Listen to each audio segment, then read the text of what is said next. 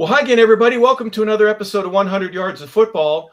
Today, we are watching the sports page with Bob Case, and a special guest today. You may recognize him here on the right of your screen, Steve Garvey, former Los Angeles Dodger, San Diego Padre.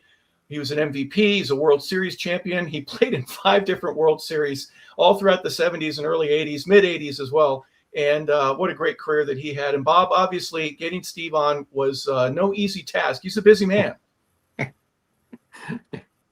Yeah, I'm honored to have Steve spend a little time with us, and all I can say, I could spend the whole podcast just talking about his accolades, but I'm just going to briefly, the guy played 19 years in the big leagues. He was a 10-time All-Star. He had 200 hits 6 times. He led the league in games played 6 times. He had a .294 lifetime batting average. He had over 100 RBIs 5 times. He won 4 Gold Gloves. He led the league in putouts at first base 6 times. He played in 1,207 consecutive games, which is still the National League record to this day. In 8 years, he didn't miss a game. I mean, come on. He was an All-Star MVP. He had 319 in 5 World Series. Amazing. He was on the 81 World Champion Dodgers. I mean, just an amazing, amazing career. And the elephant in the closet, as far as I'm concerned, which we're going to talk about, is why the F is he not in the Hall of Fame? I mean, of all the people that I've ever heard of, you can say Louis Tiant should be in the Hall of Fame. Tony Oliva says that, and I've said Maury Will should be in, but he's number one of any. You look at some of these tomato cans they put in the Hall of Fame today. You look at Steve Garvey, who is not in the Hall of Fame. I don't know what's going on. I don't know what the reason is. I don't know. Half these reporters today never had a jockstrap on. These writers never played sports, and I don't think they really, know what's going on. These people that vote, because it's ridiculous. Think about this. Steve and I had the same idol, Gil Hodges. Gil died in 1972. It took 50 years for him to become a better player and make the Hall of Fame. 50 years. So what does that tell you? And I hope I want Steve to see it, why he's here, and his family and friends and fans like me to enjoy him being in the Hall of Fame. And now I want to hear from number 6, let me just tell you, all the years I met Steve when he first came up when I was with Casey, and he was like a third baseman.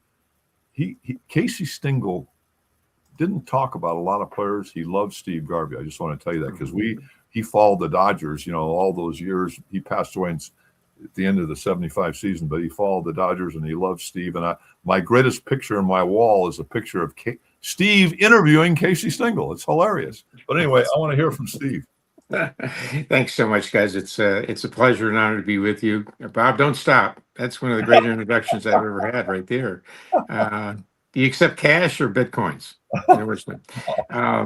No, I mean, thank you so much for the great introduction like that. And I've been very, very blessed in my life to have been able to do something that I loved and had a passion for, and to be able to take that and throughout my life be able to make a difference in other people's lives and in things that I'm passionate about.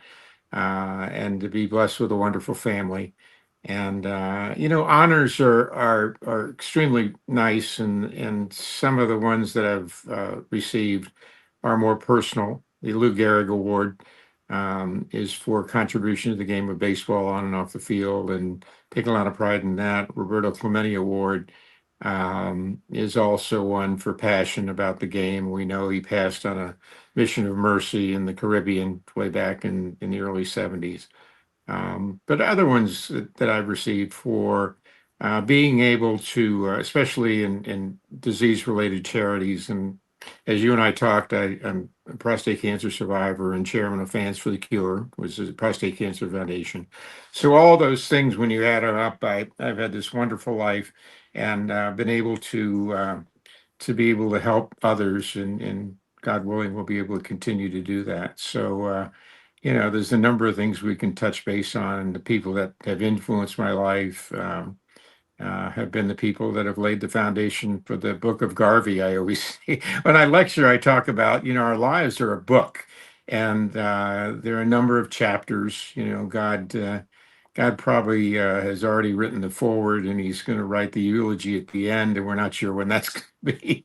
But in between, what we always say in the Garvey family, life is God's gift to us, and what we do with it is our gift to him, and that's how we lead our lives each day. Beautiful. Well, you had such an amazing baseball career. Would you have thought, as a only child growing up in the Tampa, Florida area, that all of this, did you know early in your life, Steve, I really have this passion for sports and athletics? You ended up studying physical education there at Michigan State, but way back when, especially as an only child, the neighborhood kids, would there be a pickleball game, not pickleball, a game of pickle, or wiffle ball, or just playing over the line and all that kind of stuff, that you go, this is kind of fun? And then you get involved with Little League Baseball, etc. Maybe Pop Warner. What was that like for the Garvey family, with your mother, father, and then obviously with you being the center of that from an athletic standpoint? Yeah. Well, Mom and Dad were from Long Island, New York. Mom was from Baldwin. Dad was from Glen Cove and Hempstead. And my grandfather was actually a Brooklyn policeman. He had a street beat about 3 blocks from Ebbets Field, which is ironic, as we'll go deeper into my past there. But in the January of 1948, they moved with my grandparents down to Florida. My grandfather had this great gas station on Route 27, which was from Manhattan to the Hamptons. It was all about location, and but it's 20 hours a day. So in end of January, he's up to his elbows in grease, and one of his clients comes in and says, "Joe, you got to get out of this. It's killing you." And he looked at him and laughed, and he said, "I got this motel in Tampa, Florida. Let's just trade." Well, life is about location. So my grandfather at a weak moment said, "Harry, you got it." And he threw the grease rag at him, and went home and said to my grandmother, "May, we're going to Florida." And she goes, "We didn't talk about vacation." And he says, "No, I traded the gas station for, this little motel." My grandmother went, "What? You did what?" So he called my parents up and he said, "Come on, come with us." It was after the war, and Mom and Dad were still, building careers, and we went down, and that's how life began in Florida. And I was able to, as an only child, starting in 1956, my dad then was working for Greyhound. And the end of March of 56, he came home and he looked at me, and Mom had dinner on the table, and she had come home from work, and he looked at me and said, "You want to skip school tomorrow?" And I said, "Wow, really, Dad?" And he goes, "Yeah." I said, "What are we going to do?" He says, "Well, I got a charter to pick up the Brooklyn Dodgers from the Tampa airport and take them to St. Petersburg to play the Yankees at Al Lang Field." Yeah, what was interesting is Dad, Joe the gentleman, had just started the second Little League in Tampa. And I think we all know that Tampa's been a hotbed, over these last, 60, 70 years for baseball players, as well as other athletes. So we got the bus the next morning and drove to the tarmac of Tampa International Airport. And about 8:15, Dad and I are standing in front of the bus, and I'd started collecting Topps cards. So I had about 10 or 12 Dodger cards. And all of a sudden, in the sunset or the sunrise in the morning, that peach kind of a cloud morning, this DC-7 prop jet lands and comes by us, and it has Dodgers on the side and a baseball on the wing. Pretty heady stuff for almost an 8-year-old. Oh gosh, And it yeah. taxis Wow. back up, and all of a sudden the door opens, and there was no concourses then. They pushed the ramp up, and off came Walter Alston and Campanella and Hodges and Snyder and Ferrillo and the Boys of Summer. Roger Kahn's great book about these men who were iconic in this era when the Dodgers and Yankees were, Cardinals too, were on top of their game. And I'm standing there, and the guys would come by, and I'd look at my dad and show him the card, and he'd go, "That's him, that's Pee Wee," or yeah, that's Gil. And then finally, the last 2 guys were Campanella and Jackie Robinson. Oh my gosh. And Wow. all of a sudden, they stopped. And Jackie looks at me and he says, "Son, you play baseball?" I went, yes, sir. And so I had these blue jeans on and a band. They had bandline shirts back then, which was the polo shirt of its time, Dodger blue, Sure. and a little flat top with butch wax. And I go, yes, sir.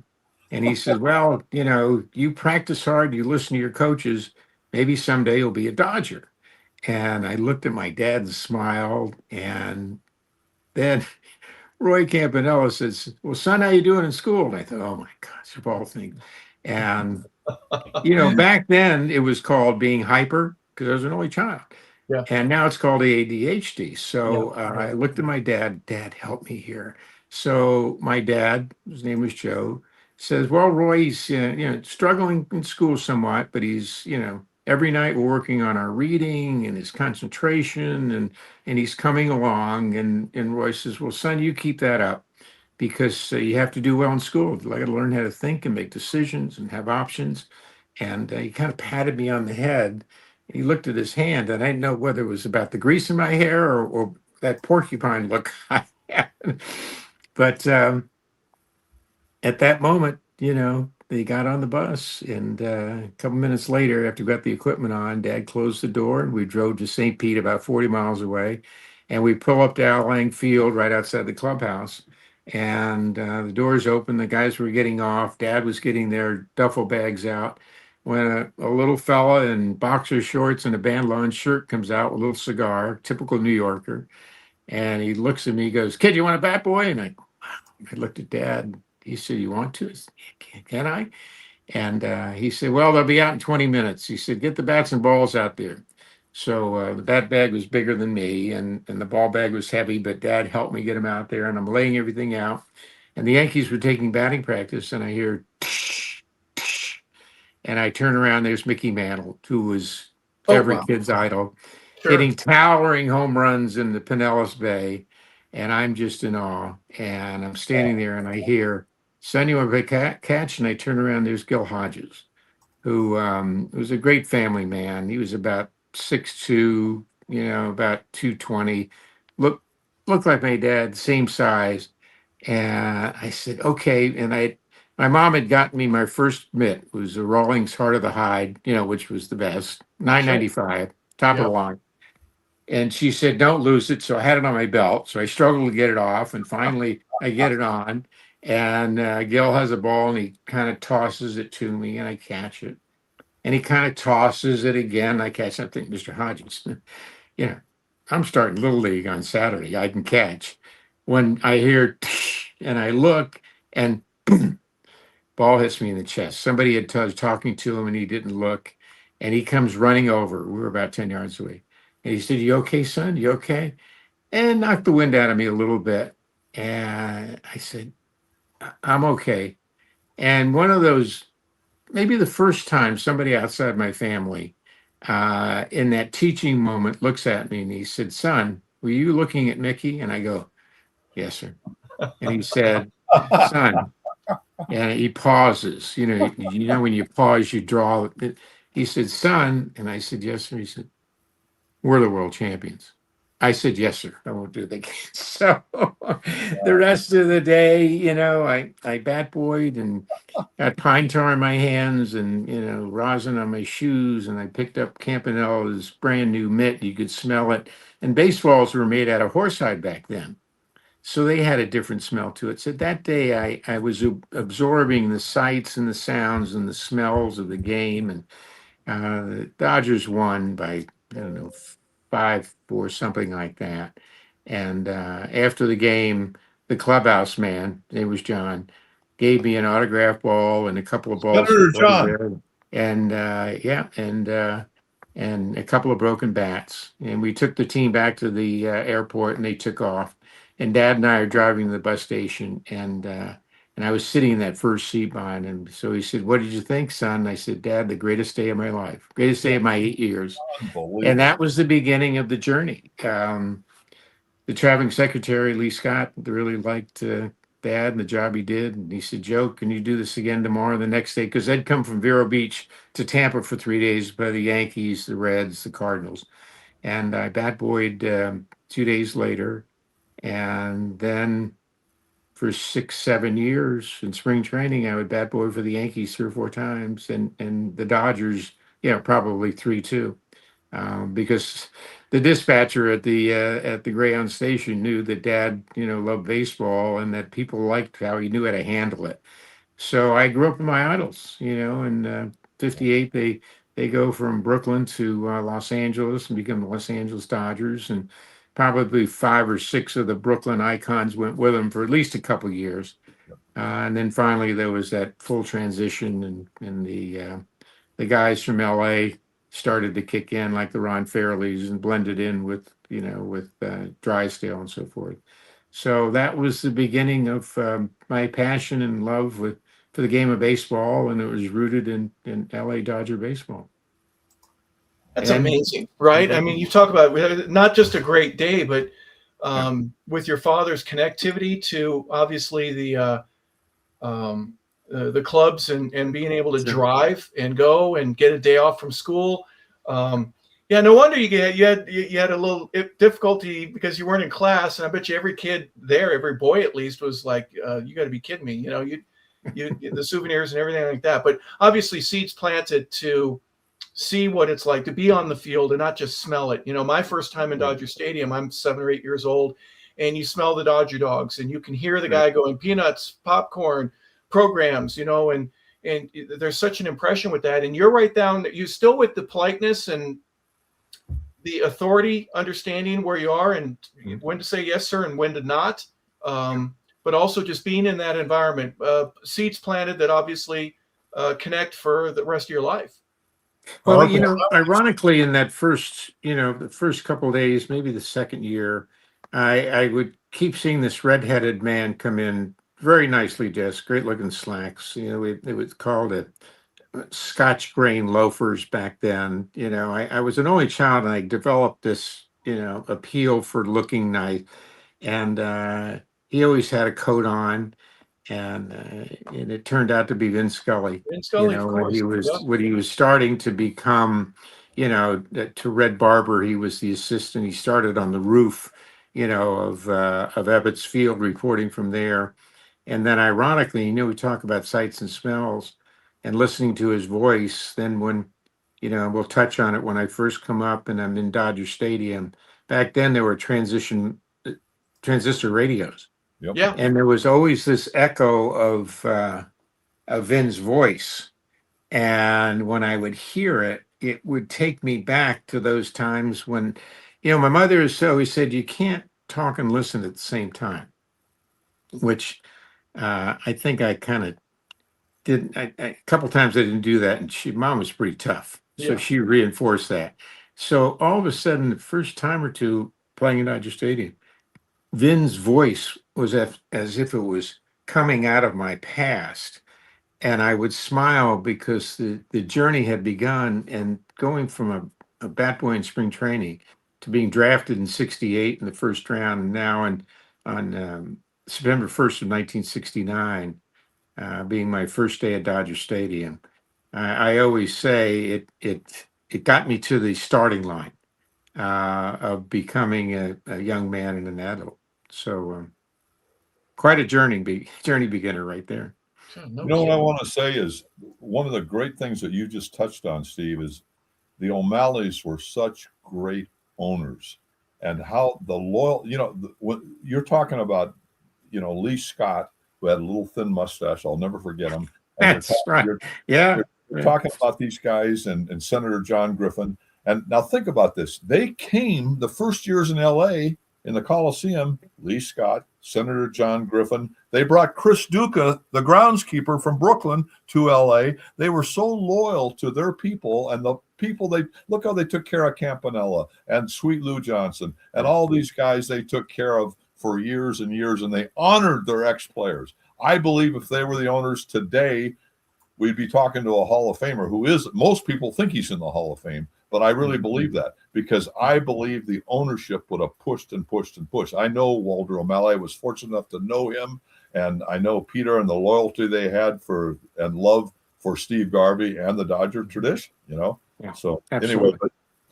And that's what it was really all about. It was the reverence and the love for the game. and then when Mr. O'Malley bought the Dodgers, you know, he was very intuitive, great businessman, you know, very influential lawyer in New York, and somebody who I learned whenever he was talking, I would listen because he was able to look around the corner and see where the game was going. And everybody used to always said there was a commissioner, but Mr. O'Malley really ran the game, and and he did, you know. So then Peter took over, obviously, when Walter passed away and carried the torch for him.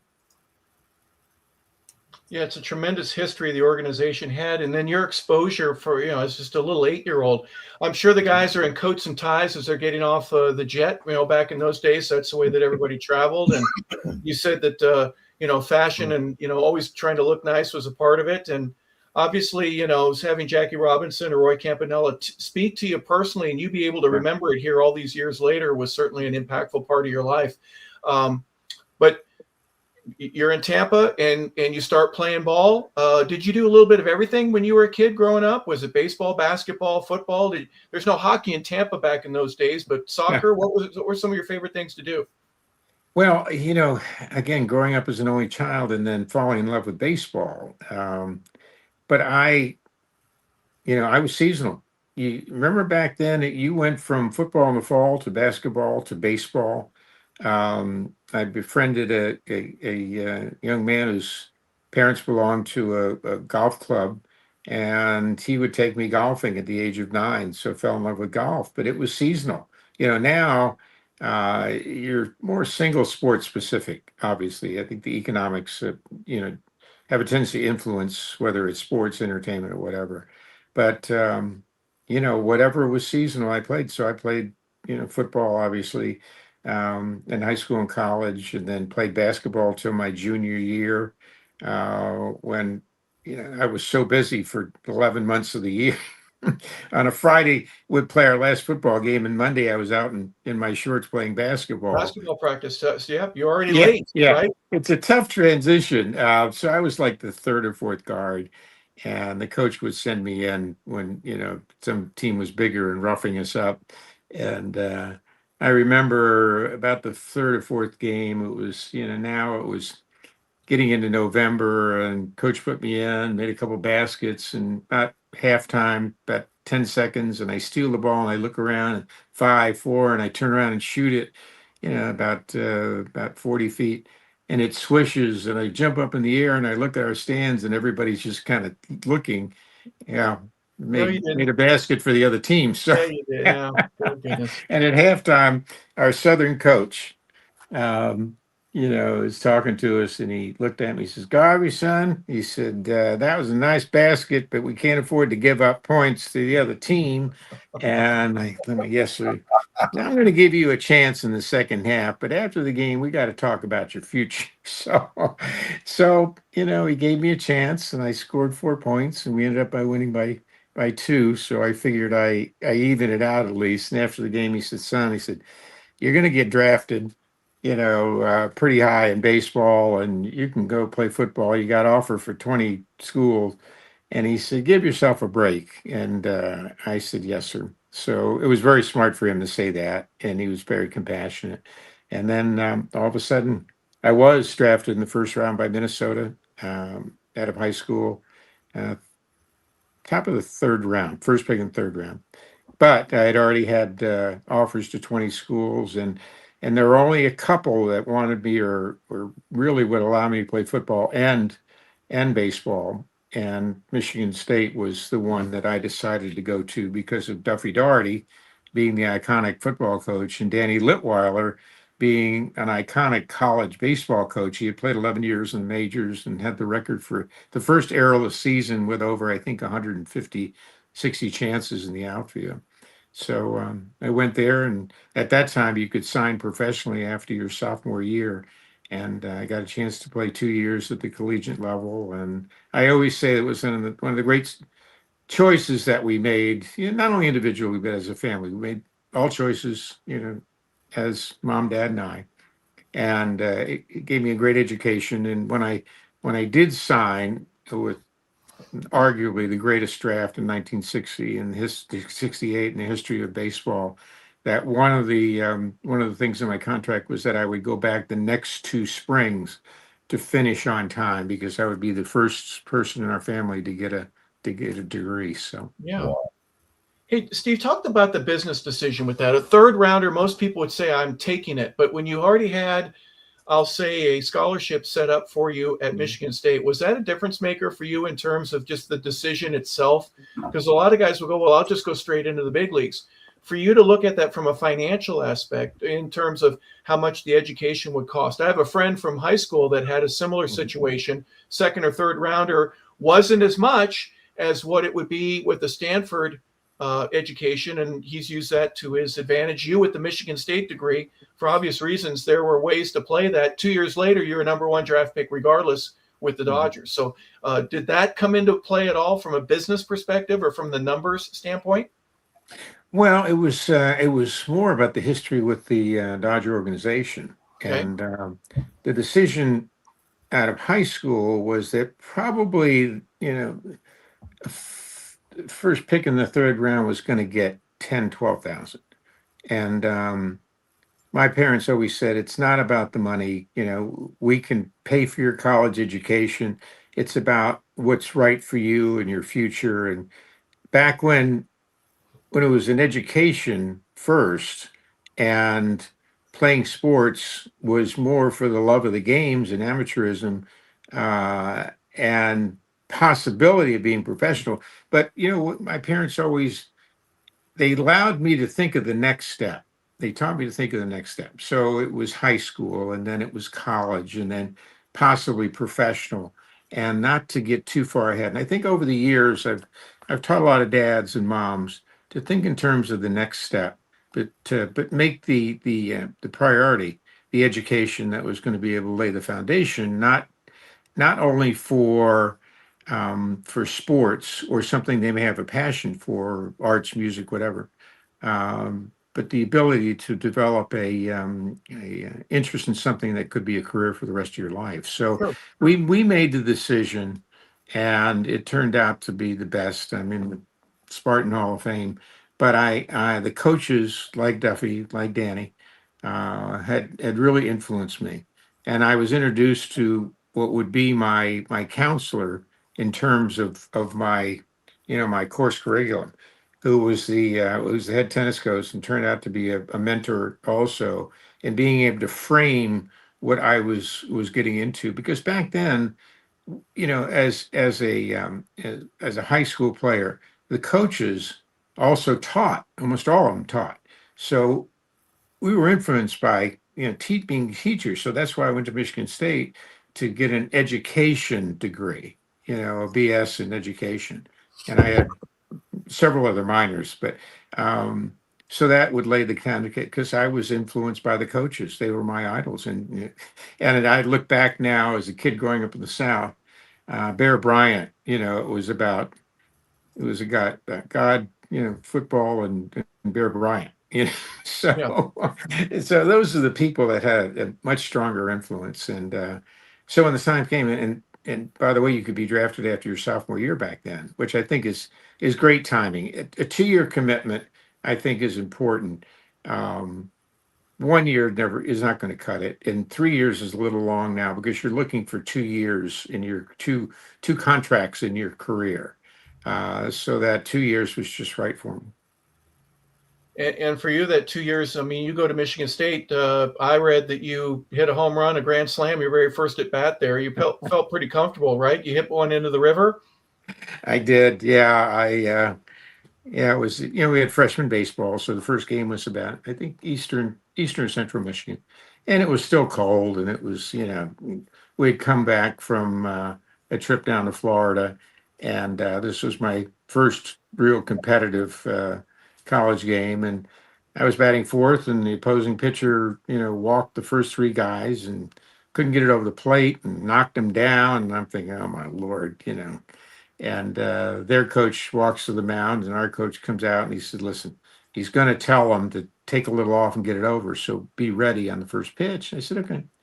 So he winds up, and he takes a little off, and it's out over the plate. And, I hit the ball all around. I was a right center thinker, so I covered the plate. And we didn't have launch angles back then. In Yeah. theory, Yeah. you hit down through the ball, and I hit it well, and it was 298 down the line, but it went out pretty quickly. But on the other side was the Red Cedar River, and it goes into the trees and lands in the river, and it's a grand slam. So I come in, and the guys are, greeting me in the dugout and patting me on the back, and the coach is there, and he said, "Great job, Steve, take it in." And I go, "What do you mean take it in?" He said, "Son, where are you going to go from there? You just hit a grand slam in your first at bat." So Yeah. he was a character, so we all laughed about it. And but that was the beginning. And then after my second season, I was eligible for the draft. Was an All-American at third base. The team almost got to the playoffs. I hit a ball almost over the fence at Minnesota on the last game, and the fellow kind of leaped up in front of the snow fence and caught it. But I was about ready at the time. So I look back, and then with that, my contract with the Dodgers, which is a pretty great story about how mothers wield the most influential decision in things like that. I signed with the Dodgers, and then lo and behold, I go to Ogden, Utah, and who's the manager but Tommy Lasorda. Well, yep, that's a part of one of the great legacies, again, with the Dodgers, mentioning Tommy. Now, Walter was the skipper of the Major League Club, but how many years were you with Tommy? And obviously, so many guys that came out of that era, and I'm talking about the late 60s when the quote-unquote the older guys, Maury Wills, Willie Davis, Ken McMullen, countless other guys were all being replaced one by one by the younger Albuquerque Duke guys. That's what I would call you, right? The minor leaguers who deserved a chance and were playing well. You being one of those, say Russell Lopes, Von Joshua, Bill Sudeikis, Bill Buckner. Gosh, there were so many guys that came up at all around that same Don time. There were Pashore, almost more players than there were positions. Joe Ferguson. Yeah, absolutely. If you look at that draft, arguably the greatest draft in Major League history, we probably had 8 or 9 guys that played over 8 years in the majors. Yeah. I mean, it was unbelievable. And then the Spokane team of 70 was voted the greatest minor league team in history. And there we had about 11 guys who played over 5 or 6 years in the majors. So you think about that. We win the Pioneer League, and then we win the Pacific Coast League, and Lasorda is managing there. In between, I had Del Crandall, who was an exceptional manager in human being. My first year was Ogden, short season, 60 games. My second year, I went to spring training during Easter break at Michigan State, went back to finish spring term, and then joined the team in Amarillo. And Albuquerque had just had a new stadium, and the ball jumped, and I think I batted 372 with 17, 18 home runs in 70 games. So, it was a nice second year. And then I get called up on September 1st of 1969. Like you said, I mean, we had this great crop of guys coming out. The Dodgers weren't real good at the time because it was a transitional period. The boys of summer now were pretty much gone. But that great draft was going to start to emerge in 1970, and then by 73, everybody was basically up, and that was going to be the beginning of 10 years, 11 years, and the beginning of about a 15-year stretch that I called the golden era of not only Dodger baseball, but maybe Major League Baseball. Well, the rivalry with the Reds, of course, is a part of that early 70s. They played in the 69 or 70 World Series against the Orioles. They lose. Then they lose to the A's in 72. You lose to them in 74.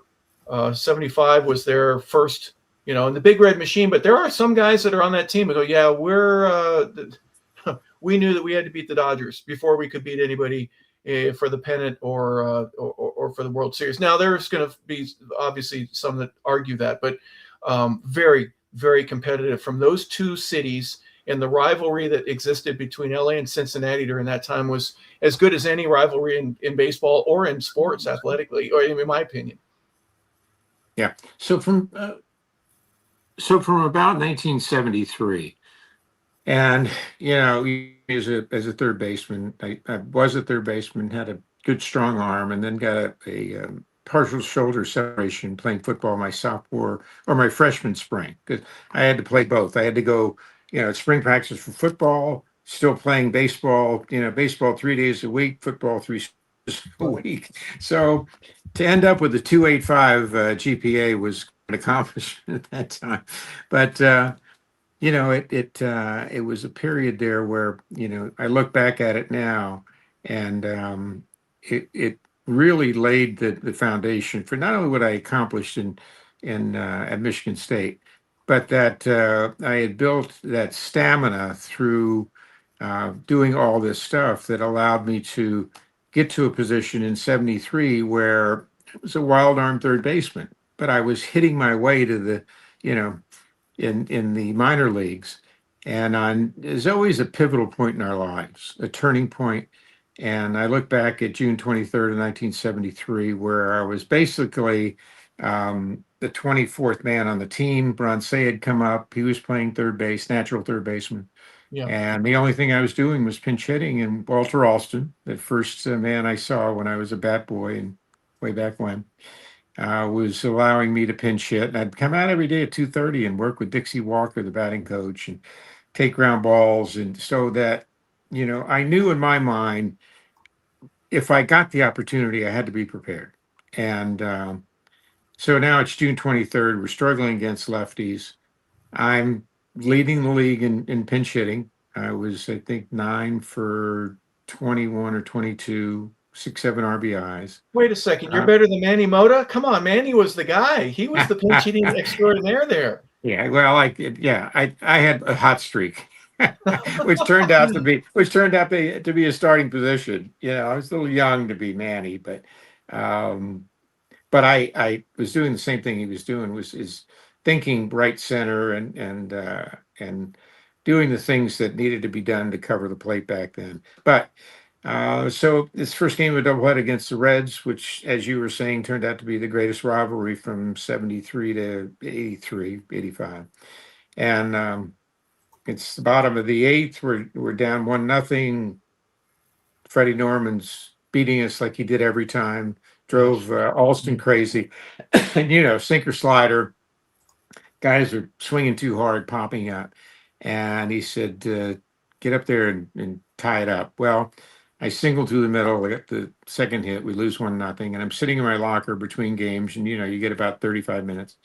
And I've got my little turkey sandwich. And I had one that reminded me of the days in spring training where the guys would be in those old clubhouses and with a turkey sandwich and a drink. And that was their diet for the day.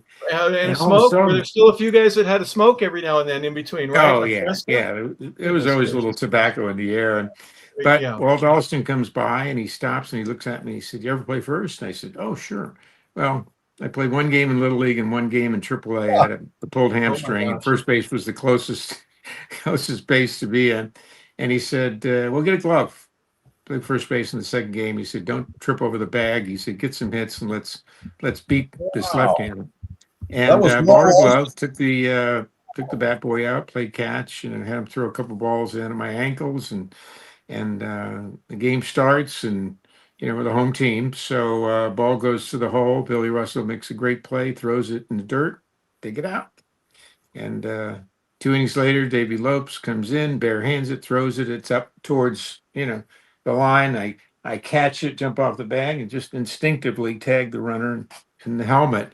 And I look, and there's that snow cone, and I got, gosh. And I end up getting 2 hits and 2 doubles, 2 RBIs, and we win. And I'm sitting there after the game. Those days where everything comes together, where you've had the opportunity and you made the best of it, and you feel good about yourself, and we win. And all of a sudden, here comes Alston again. I expect him to stop and say something. Well, he walks by. Steve Yeager's next to me. And we hear, "You're in there tomorrow." And I looked at Steve. I said, "Are you talking about talking about you or me?" He says, "Garb, I think he's talking about you." And he was. And I was in there the next day. We beat the Reds, got a couple more hits, and then we went on the road. And that was the beginning of Steve Garvey, 2.0, as we always say, as a first baseman, 15 and a half years. But I tell the story when I'm speaking and lecturing, especially with families and so forth, that if I had said no, I've never played first base, and I probably wouldn't be with you today. There were rumors of me, being sent over to Montreal and trade and so forth. But because I did, carpe diem, seize the moment. I Yeah. can do this. I'm ready. I was able to, like you said, and thank you for mentioning it, 7.5 years, 1,207 consecutive games, and then probably the most games of any player from 73 to, probably around, 87, 88. Pete Rose and I always had two goals: was to play every inning of every game and to get 200 hits every year. And of course, Cal Ripken, has the record, and Cal and I talk frequently, and he was the same way, because we love the game. Do you remember the old saying? You're afraid of getting pipped. Wally Pipp was. He Yeah. was he's number 3, I think, but he had a stomach ache, and he stepped out, and Gehrig stepped in, and 13 and a half years later, he didn't play a game. So, that when people always say, "What do you take the most pride in?" I said, obviously, if you play a team sport, winning the world championship is the ultimate. But for an individual, it's no understanding that you play for the love of the game and the people. And if some family from Bakersfield drives 3.5 hours to come see you play, and you didn't play because you had a little tummy ache or a little headache, I don't think you would be very much of a professional. So the streak was very, very important in terms of establishing who I was, and it's also leadership. To go out every day. I had pulled hamstrings and hairline fractures of the finger and hyperextended elbow, but I still went out there because I felt I could still make a contribution. And It's interesting you said that. Walter Gretzky, Wayne's father, said to him when he was probably a teenager, he goes, they were driving to Ottawa for a tournament that was a pretty big one. And at one point, Wayne goes, "Dad, when are we going to get there? Why are we even doing this?" And Walter pulled over on the side of the highway as they were heading towards Ottawa from Brenton, which is just outside of London, Ontario. He goes, "Son, there are people from all over our country that are going to come to see you play every time you go out there to skate." And I'm not saying everybody's a Gretzky, but you understanding that, what, I'm a professional athlete, I'm good at what I do, and there are people that pay money to come see me. I'm going to give it the best that I possibly can. And for you to recognize that, and maybe even ask for your teammates to do the same. I don't want to get in any controversy. I know there's some guys that are told, "Hey, you're playing too hard," or "Knock it off, you're making us look bad." But that was your talent, it was your gift, and you were able to do that. And when did you start loving first base to where it's mine? Because third base was what you had played ever since high school. You had been on the other side of the diamond. What was that like for you, learning, working extra, fielding ground balls, the concept and all the things that you were responsible for that was different than what you were doing at third base? Yeah, let me answer that question, but just briefly. God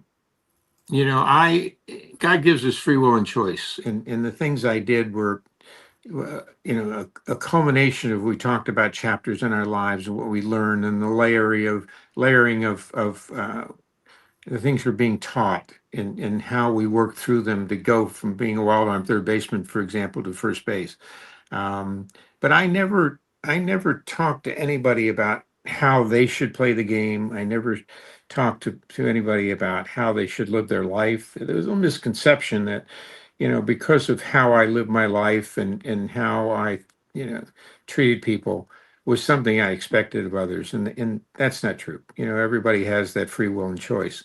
I tried to lead by example. There were times in my career and in my life where it was important to stand up. And I know San Diego is an example of, we were having some problems with a writer, and the guys were going to try to kind of almost picket against them, so to speak, and not talk to them.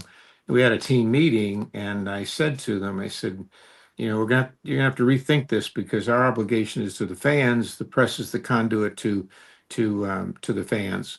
And I think if you decide everybody is going to not talk to them, I think it's going to create a tremendous problem. We're going to hear from Major League Baseball and the commissioner and everybody else. So if you have a problem with them, deal with it on a personal basis.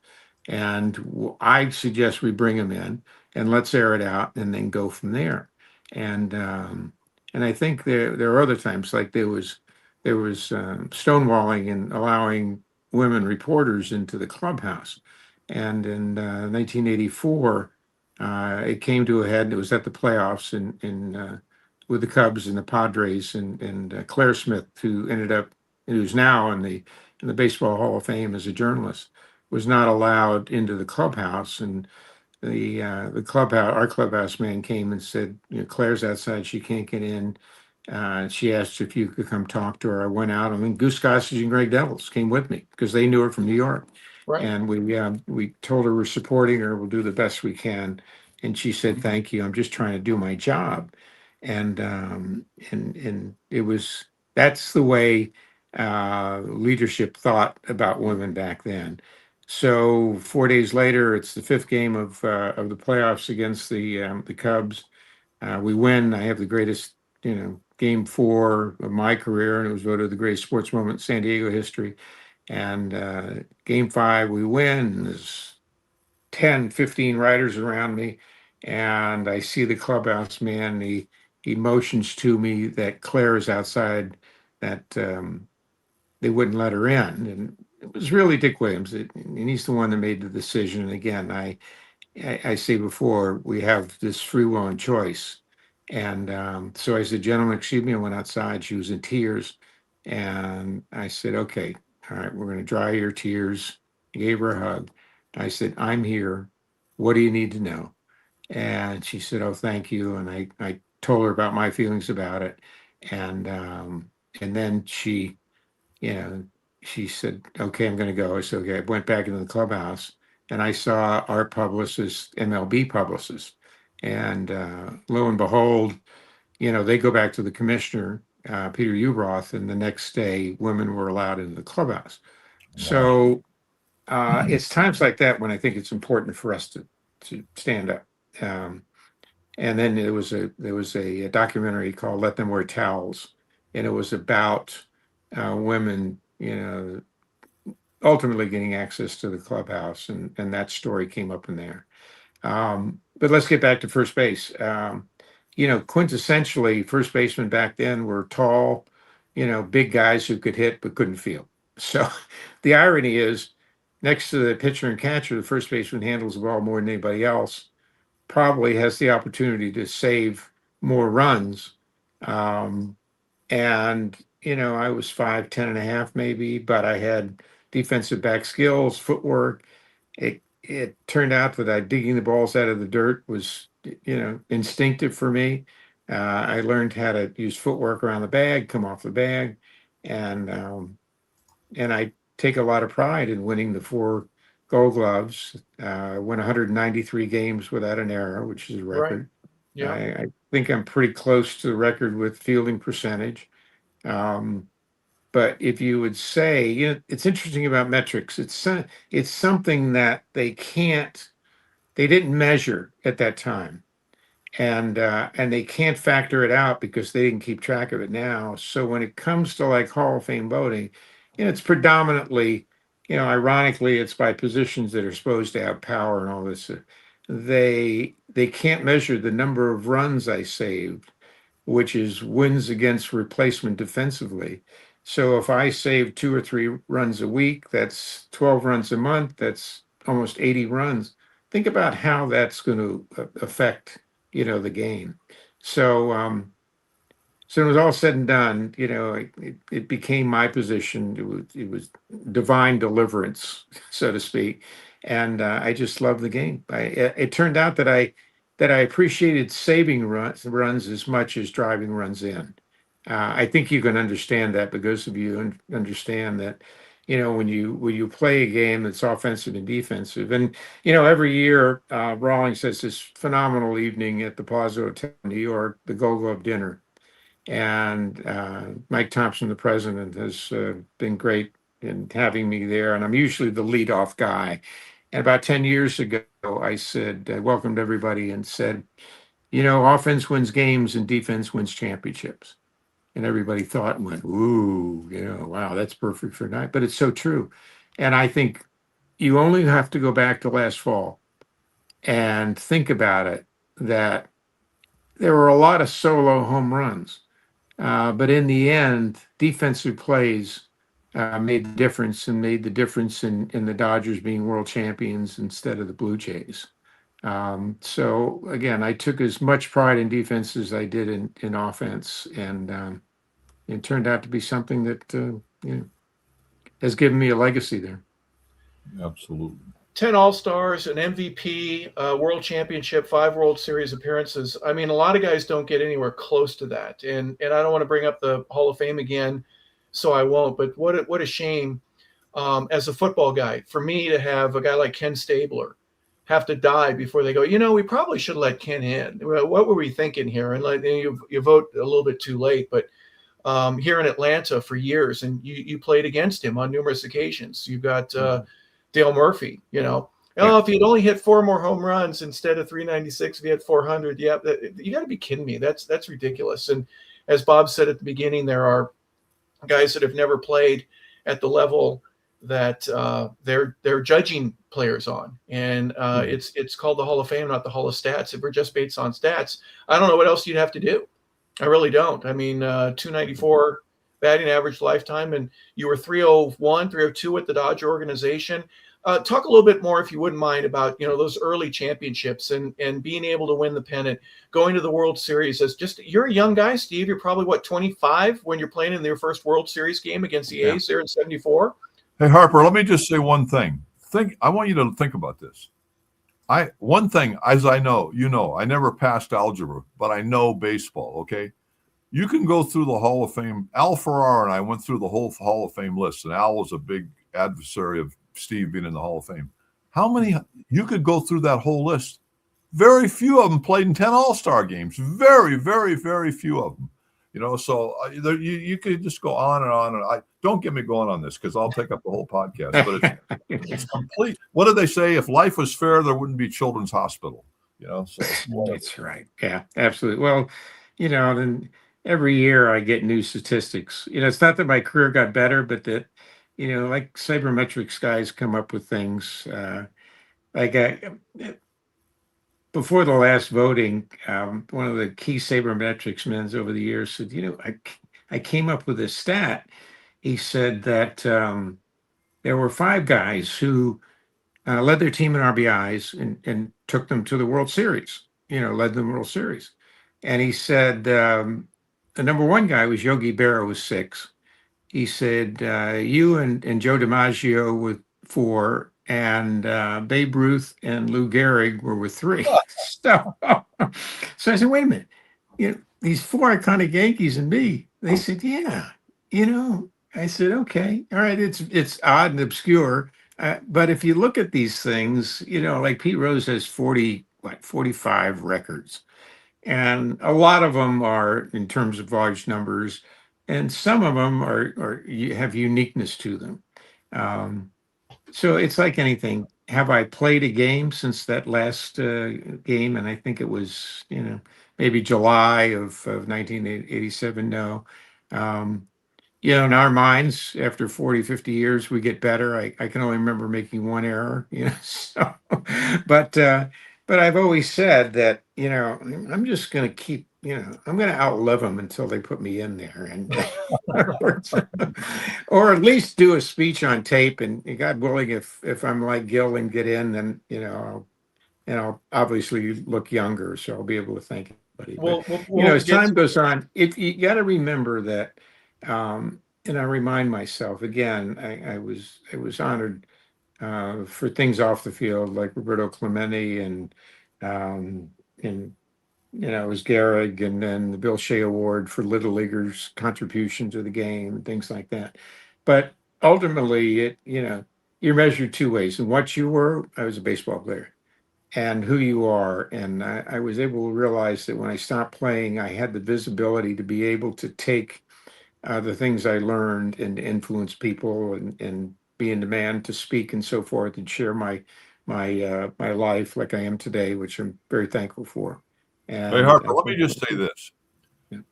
I grew up with ball players that chewed tobacco, smoked cigarettes, drank all night, and that was the group of the guys that were around when I was around. Bo Belinsky and Dean Chance and Sam McDowell and all. Okay. When I met Steve, I'm going to tell you this. He was the classy. He was not like those other guys. He was classy. He was dignified. He was like a college poster boy. You know what I mean? He was different than a lot of the rest of the players. He had dignity, class, and he was great. He took care. He was nice to the little guy. He was great to the fans. He was just loved by everybody, and it was really so cool to see a guy like him. He was different than a lot of the other players because he was such a classy guy. You know what I mean? Just a really first-class human being, somebody you'd want your son to be like. So it was so good to see him, his clean-cut pureness in baseball. You know what I mean? From the guys that I grew up with, though I loved them all, but it was a different era and a lot of characters. But Steve was just a class act. That's all I got to say. Let me add to that a little bit, Bob, before you comment. Part of the good, clean, the image, all that kind of stuff. But on game day, or at least when you're up at the plate, you're there to win. You're not going to take somebody's heart out, but you're going to try, right? There's a competitive nature that goes along with that I'll smile and I'll sign autographs for kids. And I know Tommy loved that, and respected that. I've talked to Jay Howell's my neighbor, and he's told me stories about how Tommy would he'd almost not want you on his team if you weren't going to sign an autograph. If he caught you not signing an autograph for a kid, that was a big thing for him, right? Yeah. Absolutely. Yeah. And that's just part of the game where they don't do that now as much. There's the demand and the money and scalping and guys taking advantage of situations. I get it. I understand that. But the competitive nature, your numbers speak for themselves. Your defensive numbers, you just mentioned those. You've talked about your wins against replacement, your batting average, your home runs, your RBIs, all the things that you did to contribute to help as much as a nice image, which I respect. And I did when I was a kid. I swung like you did. My stance at the plate, I wanted to be Steve Garvey. Just as a little kid, just someone growing up. I got criticized, and thank you for all that. But I you know what? I never I did things because I thought they were the right things to do. But I had two great parents. I had great mentors. From the boys of summer and to my coaches, to ultimately someone like Ronald Reagan as I got older and his leadership, to Pope John Paul, to people that I seem to, back to when Millie Garvey said you can't listen and talk at the same time. I would listen to people, and there were things that they said and did that I kind of incorporated into my life that worked for me. And I think that's what life is all about. And I never said you got to be like me, but I always thought if you don't want to do these things, I'll do them in my profession, because we're there. I owe it to my owner and the franchise and Dodgers or Padres in the game of baseball to do the most I can to promote the game so that people will fall in love with it, come to the games, and support baseball.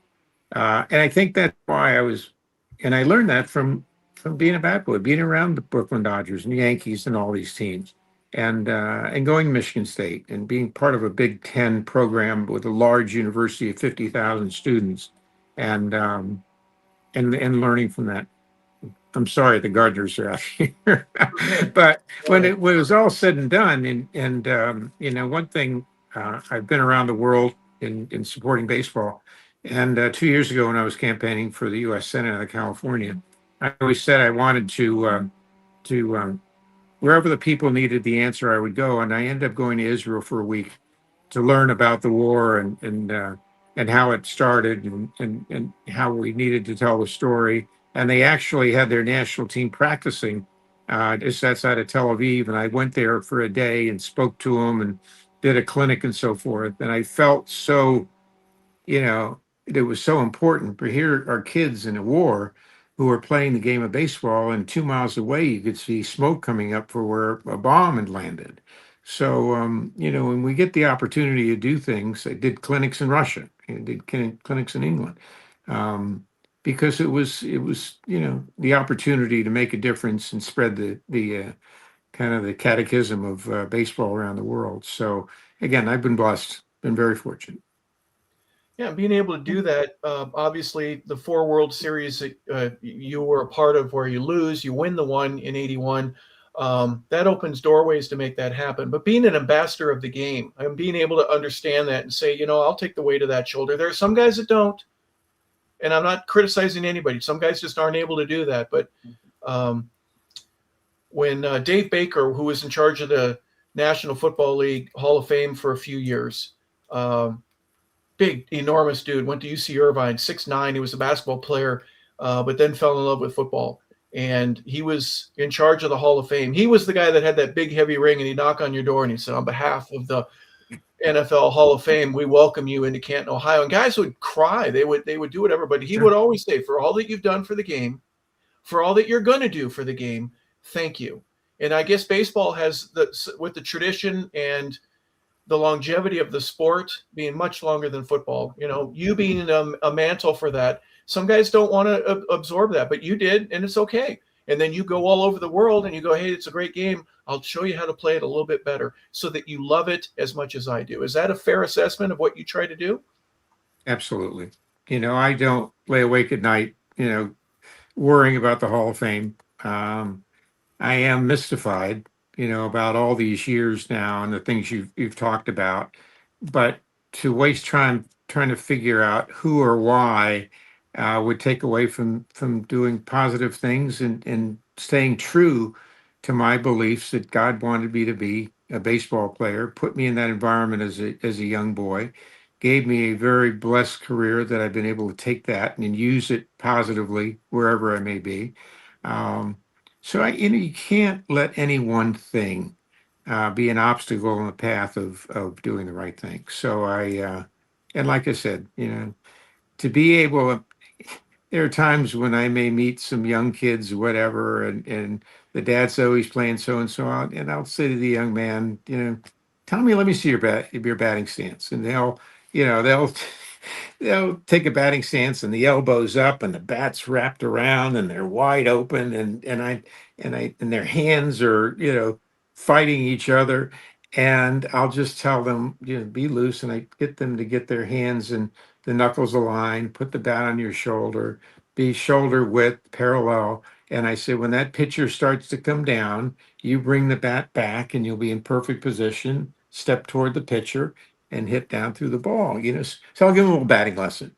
And people say, why do you do that? I said, we have moments of interaction every day with people. They never see each other again, never thought that it would happen. But for that moment, if you could, a kind word, good morning. Oh, I love your outfit. Oh, take your batting stance, And then to tell, especially the kids, I want you every day when you get up to hug your dad, kiss your mom, look them in the eye, and thank them for the opportunity they are giving you to become a baseball player, softball player, whatever it is. Because that's what we do as parents. We give our kids the opportunity to succeed. They may not end up playing a sport, but they will have learned from it and become a better person and create a better approach to life from it. Words of wisdom, Bob. Kiss your mom and dad. Tell your bride that she looks terrific, and work on your batting stance. Do all 3 of those things, and you're going to have a much better life. I love it. And for an only child, I ended up with 5 daughters and a wonderful wife. So, and I always tell the guys talking, and you guys too, once we learn that we're only here to serve, life is immeasurably easier. So. It's a lot easier. Yeah, just do what you're asked to do and do it well. Go ahead, Bob. Hey, Harper, when Steve was talking about women and letting the girl going out and talking to her, the woman reporter and everything, I was thinking Claire to Smith. myself when he was telling that story, I was thinking how ironic it is that when I'm watching the Super Bowl, there's a little girl named Olivia Garvey who is did a great job. I love watching her and listening to her, and every time I look at her, that's Steve in a wig. That's Steve in a wig announcing the game. But isn't it ironic that his daughter became one of those reporters that he was nice to and kissed and went out and talked to? I was just thinking about the whole thing. Are you proud of her, Steve? Oh, absolutely. And I'm proud of all my children. I've got the tremendous interior design daughter in Miami, another daughter has a women's rights foundation. My boys have passion about their walk in life. And then Olivia comes on, the last of the five girls. And she goes to Arizona and she's not really happy. And we think about acting and she goes through a couple of cattle calls. That's not for her. And I said, what would you really like to do? She said, I think I want to be a sideline reporter. And she was, she's 5'10", blonde hair. She's a natural. So she grew up around baseball, grew up around brothers in sports. So she absorbed a lot. And then she decides to go to Arizona State and the Cronkite School of Journalism. And then, I think it was 2019 or 18, I'm doing pre and post game for the World Series for Fox LA. And she is working, because we always said to her, you got to learn the back of the house. So she was working in production with the NFL Network in El Segundo. And I said to her, it was a Tuesday, it was first game. I said, why don't you come to the studio and hang out with Dad? And you'll see, the set. All sets are different. All people are different. So she comes and I do the pregame. And she's there, and the news director comes out, head of sports, and I used to introduce them to her. And the one fellow says, Olivia, where do you live? And she said, well, I'm from the desert, Dad. And he said, wait a minute. He says, I worked for NBC Palm Springs. Is so-and-so still there? And she said, and I said, oh, yeah, he's still there. And he said, Olivia, you got a great voice. You ever thought about being on camera? And she said, well, I'm working for the NFL Network now, and I'm working Red Zone, which is a great place to train. And he said, I'm going to make a call for you. And he said, can I get your number? She said, sure. So he had called Gino Lamont, who was the news director at NBC Palm Springs. And Gino was going through the transition of finding another sports anchor. And he met with Olivia on a Thursday, and not only because we knew each other, but he liked her presence, asked her sports questions, she had great answers. And so she ends up doing 14 months, NBC Palm Springs, COVID hits. One job is open in America, and it was WABC in Washington, D.C. She gets that job, spends 3 years there. Her contract runs out, but it was a great training ground at the number 8, station or area in the country. Yeah. And she comes home, contracts out, and 3 weeks later, she gets a call from KNBC in Los Angeles, and the new news director says, I've been watching you for a year, and would you like to talk? And one thing leads to another, and in March of 24, she gets the job, and she's been there ever since. So proud of her too. She stuck to her trade. She she loves sports, and what people always say, they love her approach, who she is, but she really knows her stuff. And we've always said, no, it doesn't matter. You could be the prettiest or whatever. If you don't know your stuff, eventually people have turned in. They may turn in to see you, but they're really turning in to get the facts and information. And a lot of times, if it's done with some humor and a little bit like that. So she, thank you so much. She's on. I just talked to her this morning. She's in spring training for 5 days with the Dodgers. So it's that time again. Yeah.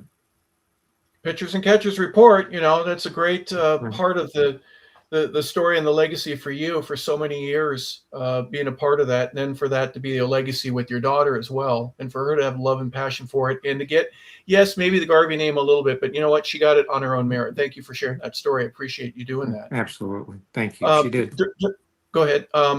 During the Dodger, if you don't mind me getting back to finally you get the 81 victory, the Montreal series. You've beaten the Phillies previously. Some great things that are going on there. Talk a little bit about, finally getting the monkey off the city of Los Angeles' back after two losses there that were kind of bitter in the 77-78 series with the Yankees, and getting the 80 Phillies, right? Pete was on that team. You and Pete are friends, or at least had been for quite a while after the game was over, and see each other every now and then, got along, and very competitive. He gets another one, and then you're still without one. You finally get the 81. Talk a little bit about that series. Well, I think there is something called destiny. I'm a little superstitious too. Obviously I believe in God and faith and so forth, but I always said, like on the on-deck circle, if I'd gotten a hit, I'm putting the towel and the pine tar rag in the same spot, just in case. Yeah. If I get to heaven someday and have a few questions to ask, one of them would be, was there such a thing as being superstitious? But at 74, we were young, the whole group of us. The infield had come together, and we've shared my story getting the first. 77, 78 were very special to me because it was Yankee Dodger World Series, and I've always said I don't think there's ever a better World Series than the two iconic boroughs of New York playing each other. Bi-coastal captures the country, two greatest histories. And I thought 77 was the best team I'd ever played on, and they end up beating us. Reggie, hits the 3 home runs, and I think it was game 5 or 6. And he hits the third one, and as he's rounding first, he looks at me, and I kind of just, kind of clap in my glove. And I didn't care if anybody saw me, but I didn't think I was subtle. And then after the game, of course, they beat us and they're world champions. I'm sitting in my locker, and Dick Young, the Hall of Fame sports writer, comes up to me. He says, "Were you clapping in your glove?" And I said, "Yeah." He said, "I never saw that before." I said, "Dick, if you can't recognize greatness, and especially in the moment like a World Series, then you don't really understand how difficult the game is." And he said, "Can I print that?" I said, "Sure." And then 78 comes along, and they outplay us in crucial moments. Offense won a couple games, but their defense and pitching won the rest. So we lose 2 series to the Yankees. And you're a part of you're a part of baseball history, Steve. Please forgive me.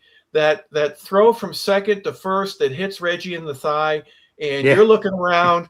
What a interesting moment. I know as a fan, I'm going, he interfered. Now I don't know if he moved into it. I think he did a little bit, but that's one of the great moments that escapes from all time. Talk a little bit about that, because Lasorda's out there just chewing each of the umpires out for that thing, and you're right there hearing all of it. You've got a couple of things to say as well. And Reggie knows he got in the way. Sure. He was let the ball hit him. Oh, he should have been banned from baseball. I mean, he definitely moved his hip to obstruct. Pull it up on the internet. Pull up game 2 or 3, game 3, I think. Reggie Jackson obstructs throw, and you'll see the whole thing happening, and you'll see that he stops the ball. He didn't know whether Billy Russell was going to make the catch. Billy short, it was a short hop, and Billy throws over to first, and Reggie's still, and you see, and I'm going out for the double play, and all of a sudden he gets in the way, and the ball's gone. But I see him move into the ball, and he deflects it. It goes behind me, and the stands were pretty close, but I'm looking around. I see it. I go get the ball, run it back in. And the Frank Pulley, the umpire at first base, had ended up down the first base line. So I said, "Frank, he obstructed with the ball." I go over to him. He says, "Steve, I didn't see it." And I could understand, because Reggie was moving his hip right at Frank. Frank's looking to see where the ball goes in my glove. I can see that. So now Lasorda comes out, and I never yelled at the umpires, but I explained to what I thought happened to Frank. And now Tommy's out there, and a couple of guys are coming over, and I thought, well, the guy that really saw this was the second base umpire, who was an American League umpire. So I go over to him, veteran umpire, and I said to him, I said, you had to have seen him obstruct the ball. And he looks at me and he pauses. He goes, Steve, he said, I was looking at the ball, short hop to see if Billy had caught it or not. I said, but then he throws it to first. You couldn't, he said, I was still watching. You couldn't be still watching second base. Then it comes to me. He's got to come back to Yankee Stadium. He's not going to call this. Never. There's no way he's going to call it. Never. And which he didn't. And and the play unfolds, the inning unfolds, and eventually we lost in extra innings, and that turned the tide of a series, even though it was like the third game, I believe. If we win that, now we the momentum swings, and I think we would have won the that series, but we don't.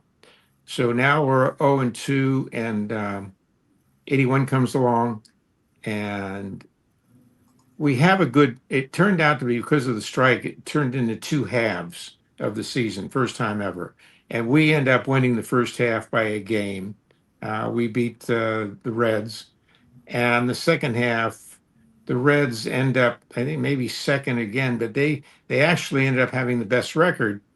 But because of the way it unfolded, we go into the NLCS against Montreal.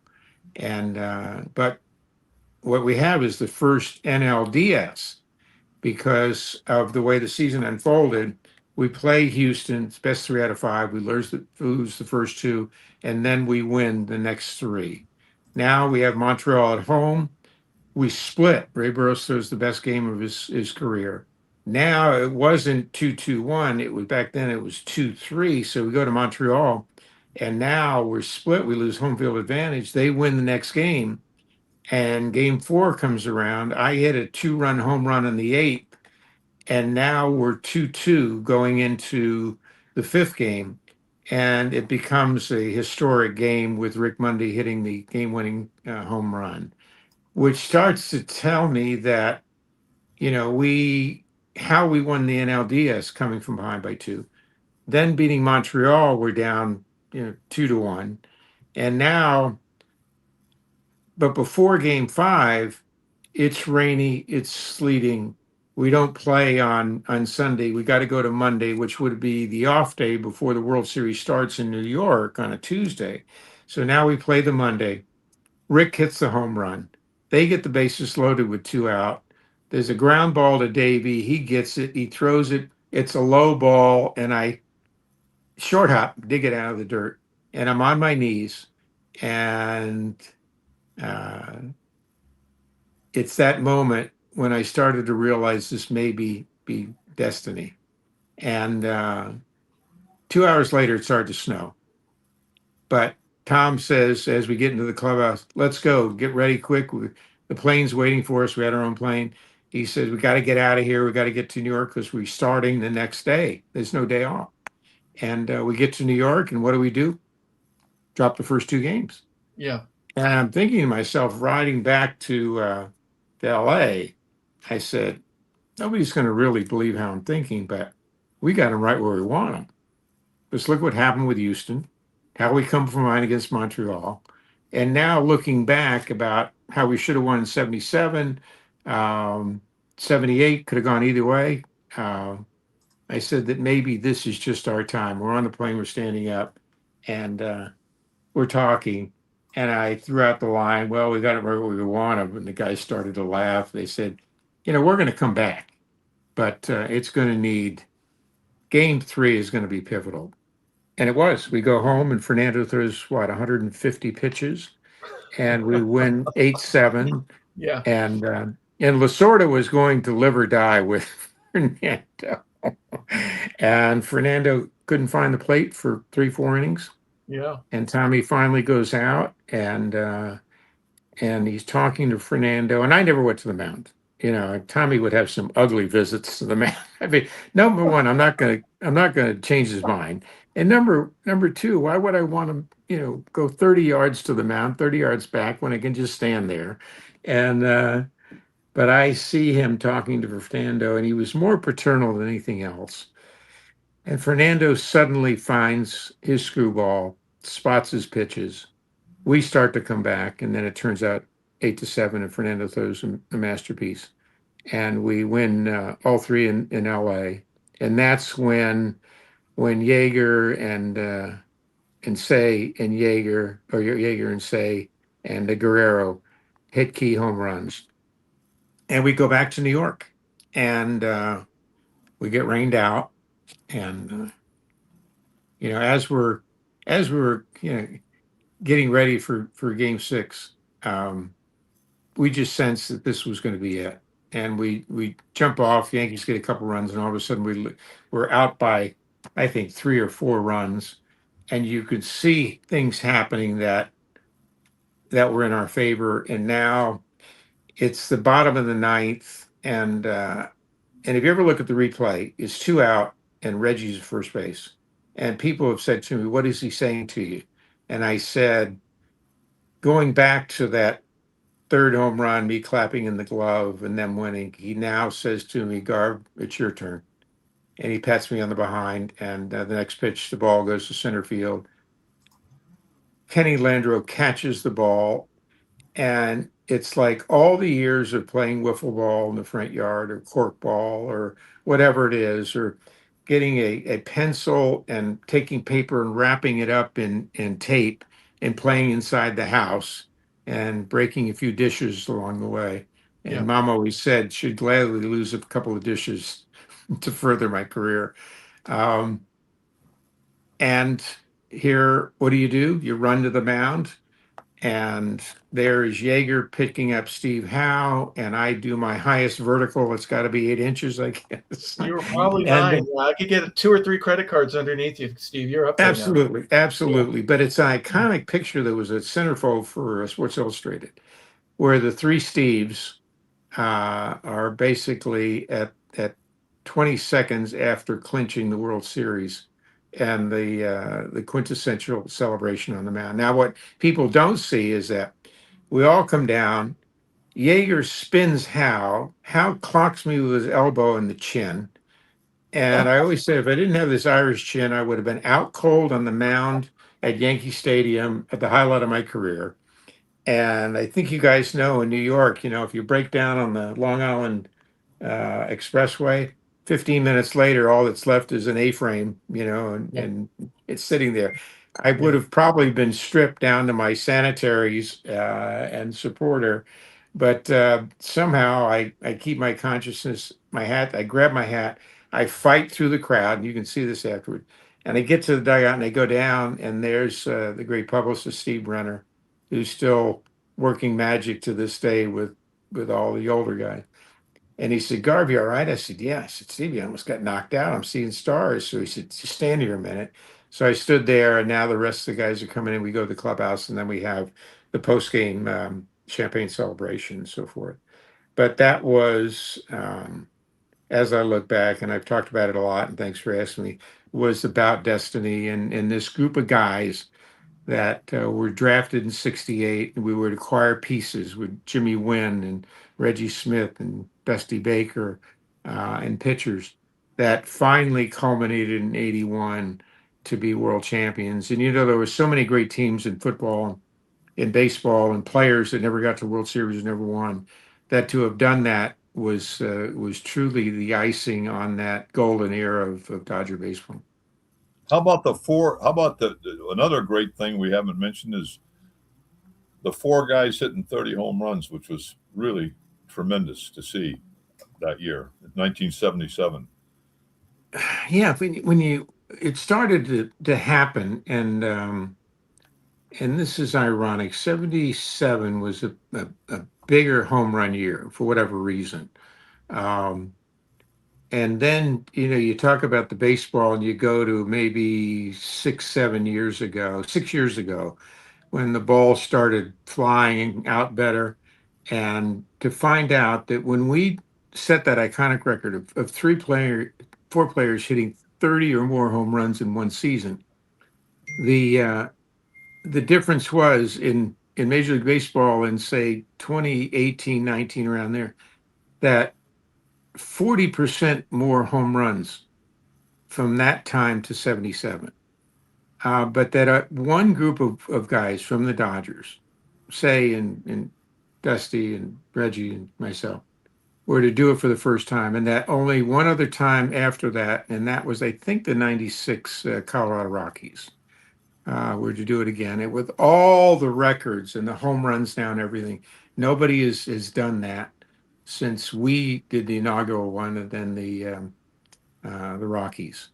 So it was quite an accomplishment. But the way it was done was that Dusty was sitting on 29 on the last day, and we faced J.R. Richard, who to me was one of the top 10 pitchers. If he would have had more longevity, he would have been in the Hall of Fame for sure.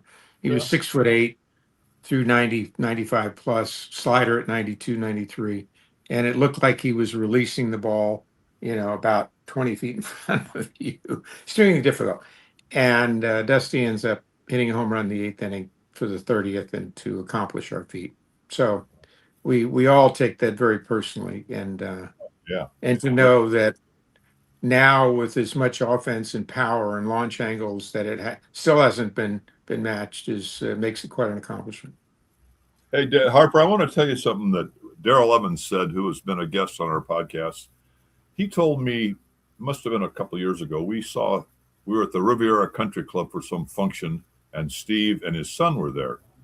And afterwards, we went out to dinner that night, and we were talking about Steve. And he said, Bob, now think about this. They were bitter rivalries for years, okay? And Darrell's played with them all. Hank Aaron, Willie Mays, Willie McCovey, you name him, he's played with them, okay? He said to me, and I will never forget it, he said, Bob, all I can tell you about Steve, he's a consummate big leaguer.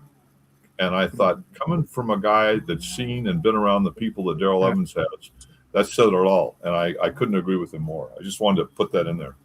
Thank you. Very honored by that. He was always he had longevity and consistency the same way. It was more of a home run hitter, because being a left-handed hitter and where he played. But I always felt the same way. You never saw him with extracurricular things on the field. He may, like me, he may have questioned a call, but never took it too far. And he too was the consummate professional. So I'm very honored that you told me about that too. So.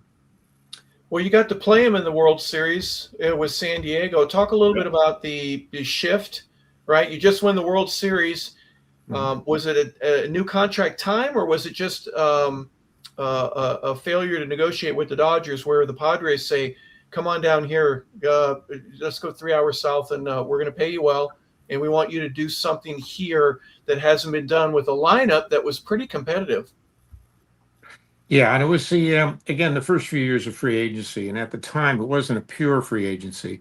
My contract expired, a 6-year contract that was for, I think, $1.8 million.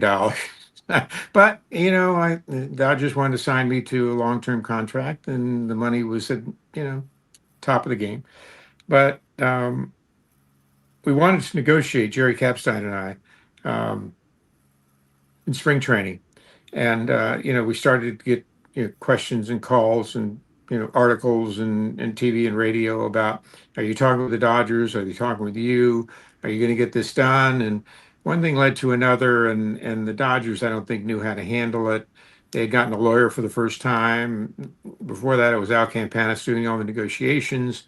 Free agency had started to change the dynamics between ownership and players and player association, so that we just decided in May, every time I went to a new city, everybody only wanted to talk about my contract. And I thought it was distracting for the team. And I could put in perspective, because I would say that there's nothing new.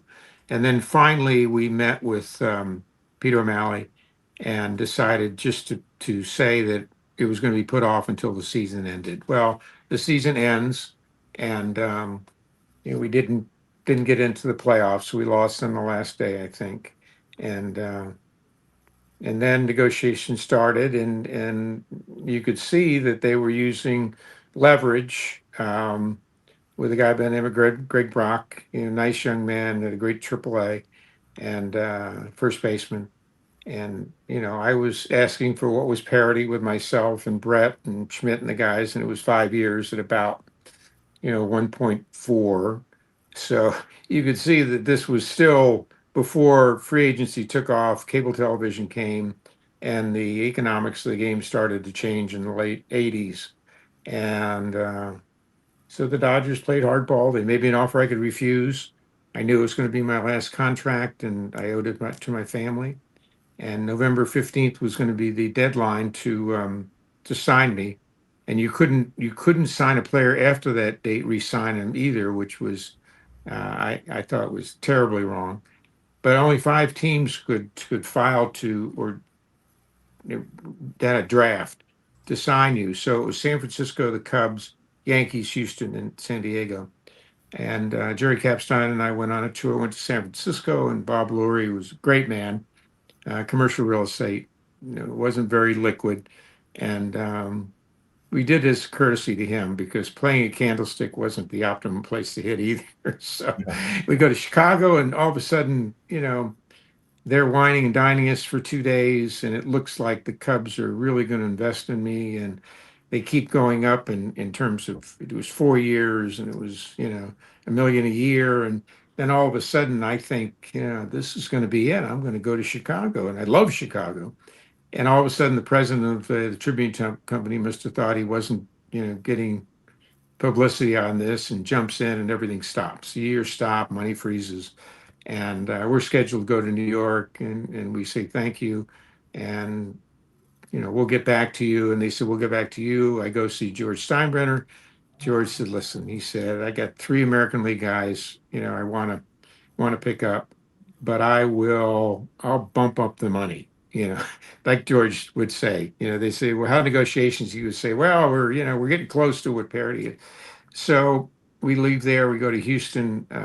A fellow who's a minority owner with the Yankees, and also a shipbuilder like Steinbrenner. Yeah, very conversational, nice man, but nobody wants to hit in the Astrodome either. So now I end up going to San Diego, and we get there, and we thought that we would meet with Ray Kroc and his son-in-law, who was president, and Jerry Capstein and I. When Ray Kroc says, I want to meet with Stevie, call me Stevie, just he and I. So the next day I go to his clifftop home in La Jolla, and it's beautiful, 10,000 square feet. You can see Mexico to the left, and LA to the right. And I knock on the door, and lady comes up and takes me into his den, which was huge, and he's sitting there in this big desk, and he says, Stevie, sit down. And so I sit down, and he's doing this and doing that. Looked like monitors, TV. And I said, Mr. Kroc, what are you doing? He says, oh, minding the stores, minding the stores. They got this new device here. He said, I can track things around the world, which was kind of the beginning of the internet. And he looks at me, he says, son, he said, I want you here. And I said, well, thank you, sir. You always want to be wanted. He says, no, I know what you can do on the field. He said, but off the field, I think you can teach the fans of San Diego what it's like to be a professional. And he said, and now 2 years prior, I'd spoken to a prayer breakfast that he was at. And I always talk about the 10 commitments. If God gave us the 10 commandments, what are our commitments to him? And he could remember that. And he says, yeah, I want you here. He said, but I have one problem. And I said, what's that, Mr. Kroc? He said, I can only pay you in Big Macs and French fries. And I laughed, and I said, well, can I have them for a lifetime? He says, yeah, you can have them for a lifetime. He says, but and he said, I could probably find a few bucks. He said, I'm going to tell Jeremy to meet with Ballard, or tell Ballard to meet with Jeremy tomorrow. And he said, we're going to have this thing done tomorrow afternoon. And you know what? The next afternoon, he met all of our requests, and they became a Padre.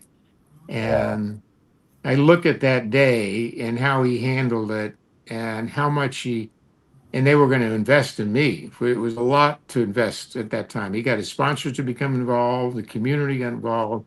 And as I look back now, and staying in the National League West, not being very far from Los Angeles, was a good decision. And I had looked at the team, and this kid Tony Gwynn looked like he had great potential. And Kennedy was a catcher, and Gary Templeton had been part of the trade with Ozzie Smith, and he was solid. And Wiggins was a base stealer, and this kid McReynolds in center was a young Mickey Mantle, and some great young pitching. You know what? We went to spring training, and the big difference between Vero Beach on the ocean and Yuma, Arizona. So Yeah. I'm 6 miles from the embassy suites to the training facility. And the first day I'm driving on, I think it was 34th Street. Every food franchise in America was on 34th. And I get to the desert, and 4 miles later, I hit this camp, and I thought, "Oh my Lord, what have I done?" And but like anything, made the adjustment. Got to the clubhouse that day. Put on my uniform, and guys were starting to laugh. I said, "Garv, where'd you get that uniform?" And I didn't look at the back of it. And I took it off, and it said Gravy, Gravey. And I thought, well, it's an auspicious start. And I talked to I said to the clubhouse named Ray Peralta, who was a great guy. I said, "Hey, Ray, look at this." He said, "Oh my God." He said, "Oh, they're going to fire me for this." I said, "No, they're not going to fire you." I said, "But can you get it changed before this afternoon?" And he did. And that first year of '83, my streak ends the end of June. I slide into home plate at Jack Murphy Stadium, and I tear my thumb and dislocate it and tear the ligament, and ends my consecutive game streak.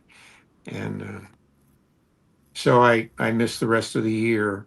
And then '84 comes, and I wasn't a guy to make, I wasn't Joe Namath predicting they would win the Super Bowl, but I did say to the press that I feel we're going to be very, very close. We're going to get into the playoffs, and there's going to be a year where we have a chance to win everything.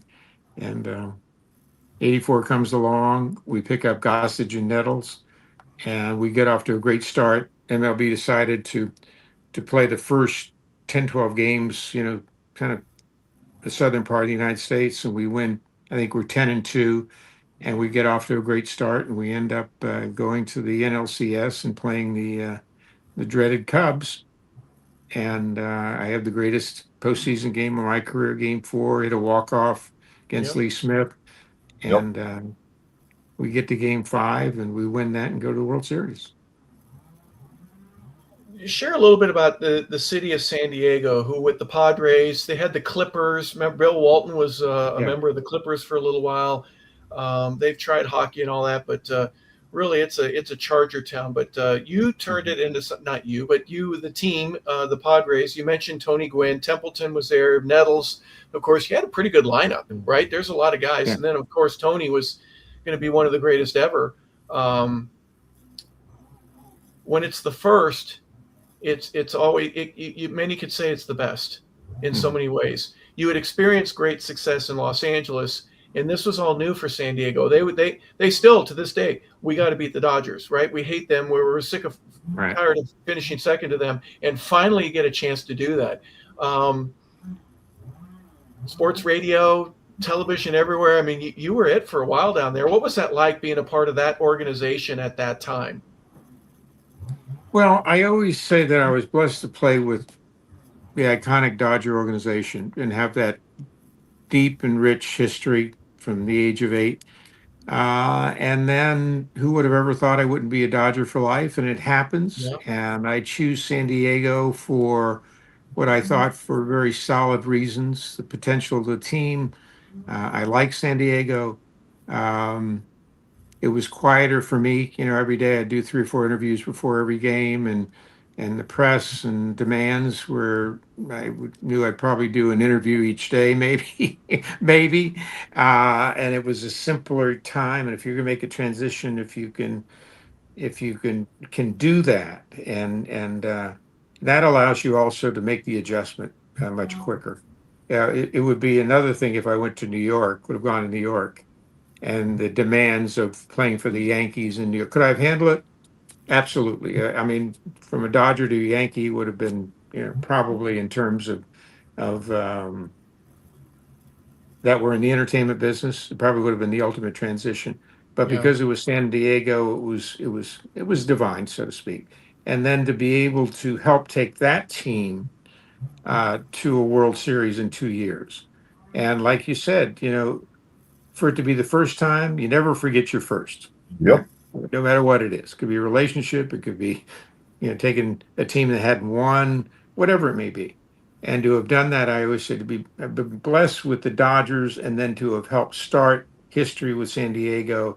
And as Ray Kroc said, to teach the fans how true professionals play the game. And Gossage and Nettles were the same way. I mean, the three of us, Dick Williams, I played for three Hall of Fame managers, Dick Williams, Walter Olson, Tom Lasorda. Yeah. And they were all different. And Yep. Dick was different. He was a drill sergeant. He was tough. I mean, you were a rookie pitcher and you walked two guys in a row. I mean, you were gone. He didn't say a word. Well, stick his hand out there and you knew you were gone. So he actually used his veteran guys to manage the psychology of the team. And Goose and Greg and I, Kennedy to some degree, Gary in the same way, helped mold these young guys in understanding what it took. And then to have gone to the World Series was just the next level. And over the years, I've had a very good relationship with the Padres. I do advisory work with the Dodgers, but help out. And to see them now getting 60, 62 sellouts, in 181 games is very heartwarming to see how the fans have developed over the years. And Peter Seidler, his investment in the team to getting that type of quality team on the field so that they are competitive. And I think they've beaten the Dodgers in the season series, once or twice in the last few years. To see that rivalry be better than ever, I think is great for the game, great for the people of San Diego, and good for the Dodger fans. Yeah. Steve, Hey, Harper, I want to say something. Harper, listen to this. Now think about this. What do Tom Brady and Steve Garvey have in common? Well, we knew Tom Brady was great when he won 6 Super Bowls. But what made him even greater was he goes to Tampa Bay, who hadn't won crap, and wins the Super Bowl in his first year in Tampa Bay. And think about this. Steve had all those great years with the Dodgers, and he goes down to San Diego, which had never done anything, and they're in the World Series to play the Detroit Tigers. I mean, think about the correlation between that, because that really kind of put the Padres on the map. I think that '84 team really, really put them on the national map, I should say. Well, the great thing about winning too is you also had, and they had invested in high-profile players that people have watched in World Series. Gossage and Nettles with the Yankees, myself with the Dodgers. And we were recognizable, people knew us, and then to start winning, people would start to follow the Padres, right? Fans of mine, fans of Gossage, and then to get into the playoffs against the Cubs and the fanfare of them, being the odds-on favorites to go to the World Series to face the Tigers, who were having a phenomenal year.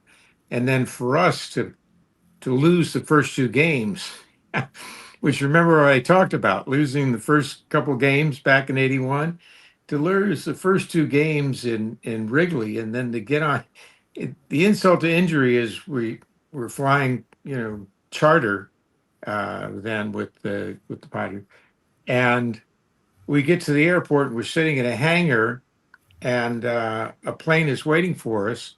And Ballard Smith says to one of the, I think, United attendants, "Can we get on now?" I said, "I'm sorry, Mr. Smith." He said, "That plane is for the Cubs." And 2 buses come up, 3 buses. They get on the plane takes off, and then we end up sitting for another hour and a half, 2 hours. So it was the insult to injury.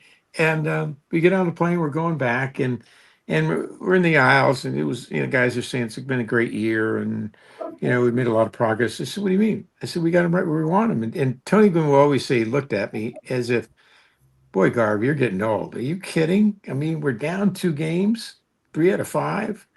And I said, "No." I said, "Watch what happens." We go back, we win the first game. We're jogging in the outfield 10 minutes before the game, and Gary Templeton has a towel, and he starts waving the towel, and the fans sense they were looking for something, and now they start to cheer, and they stand up and they start to applaud as if thank you for a great season, and we go out and beat them. And then next night, game 4, I have the greatest game in my career. 4 for 5 and, 5 RBIs and hit a walk-off, and it was ended up being voted the greatest sports moment in San Diego history. And we still have a game 5 when we're facing Rick Sutcliffe, who's 16-1. So we're Yeah. still underdogs, right? And now we're down 3-0 in the 5th, and ball goes under Durham's legs at first. Another one hopper bounces off of Sandberg, and I hit a ball up the middle, and all of a sudden it's 5-3, and we go into the 7th inning. And what people don't realize is we'd run out of starting pitching, and we had to use the bullpen, and nobody called it a bullpen game, but that's what it was. It was one of the first bullpen games in prime time. And who do we bring in the 7th? Gossage. Yep. Because back then your closers went 3 innings. And Goose will tell you today, he didn't have much left, and he went on pure guts and being, Goose Gossage. And one thing leads to another, and we keep getting out of jams, and now it's the 9th inning, and Goose throws that heavy pitch, and it goes to Nettles, over to Wiggins, and we're on our way to the World Series. And Detroit had the week off. They were waiting for us. They were a better team. They had started off, I think, 35-7, something like that, and they were loaded. And Kirk Gibson was on that team, my counterpart, my Michigan State counterpart. Yep. And he hits the decisive home run in the last game, and we lose there. But that was the beginning of history for San Diego. And like I said, to have been part of this great Dodger history and help start San Diego, it was an honor. Yeah, the Goose interview where he says Dick Williams wants to put Gibson on, and they end up your pitching coach comes out. You didn't attend that meeting, I guess, either. And hey, what do you want to do with him? I got this guy. I mean, I've started. Yeah. If I played him, if I go against him 50 times, I've struck him out 49, and the numbers weren't exactly that high. They were like 8 out of 10, if I'm not mistaken. I got it. Yeah. And then Gibby gets that pitch, and another Michigan State. The picture I have of you and him together here at first base. Probably a little pat on the butt or on the side, hey, what up, Sparty, right? Just a couple of things where you guys get a chance to visit with one another. But the series itself, I mean, you're right. It puts San Diego on the map. I have to admit, Steve, as an advisor for the club, what did it take for you to get out of those brown and gold jerseys? Goodness gracious, that Houston and San Diego had 2 of the worst jerseys ever. But you made them look good in the World Series. I'll tell you that. There's not a bad looking jersey when you've got those pennants wrapped around the stadium. It's a different vibe there, obviously. But your time there was absolutely amazing. Go ahead. Well, when you negotiate and you've got some leverage, when they really want you. I said to Mr. Kroc, Mr. Kroc, we've got to change the uniforms. I said, first of all, yellow never inspired anyone. Nothing. Just ask the French. And I said, brown, same thing. And I said, I think the Friar is cute. It was a great idea, but not moving forward. We'll have to put him, in the Hall of Fame there. And, they were so bad. And this over the years, they've been iconic, and they keep coming back as retro uniforms, right? So I said, can I work on maybe changing the uniforms? And he said, oh, sure. He said, they're at least a year out when you change the uniform. So we worked on getting rid of the yellow and added orange, and they started to get more solid. Then we added another uniform that was navy blue, and I said we got to do pinstripes because I'm thinking I'm 5'10". I need every help I can get to look taller at first base. So we did that. So it was a navy blue. I don't know if you ever saw an orange outline, and they were really nice. And as time went on, after I left, they started changing them. They were sand color and all that stuff. And then the brown and yellow keep bouncing back. And when I said to Mr. Kroc that the yellow probably never inspired anybody, then I thought, oh, wait a minute, McDonald's is yellow and red. So he's gonna hold out for that a little bit, but he acquiesced eventually, and but it's part of changing people's perception of the difference between a loser and a winner. And I think that was just one thing that the fans like.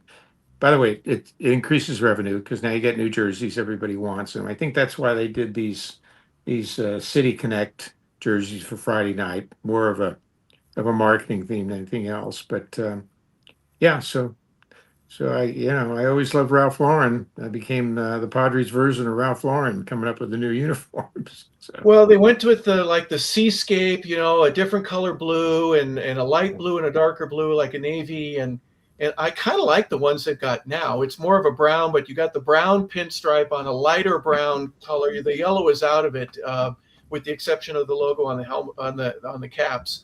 But those are kind of classy, and I think the guys like them. Both the road and the home jerseys look really cool right now.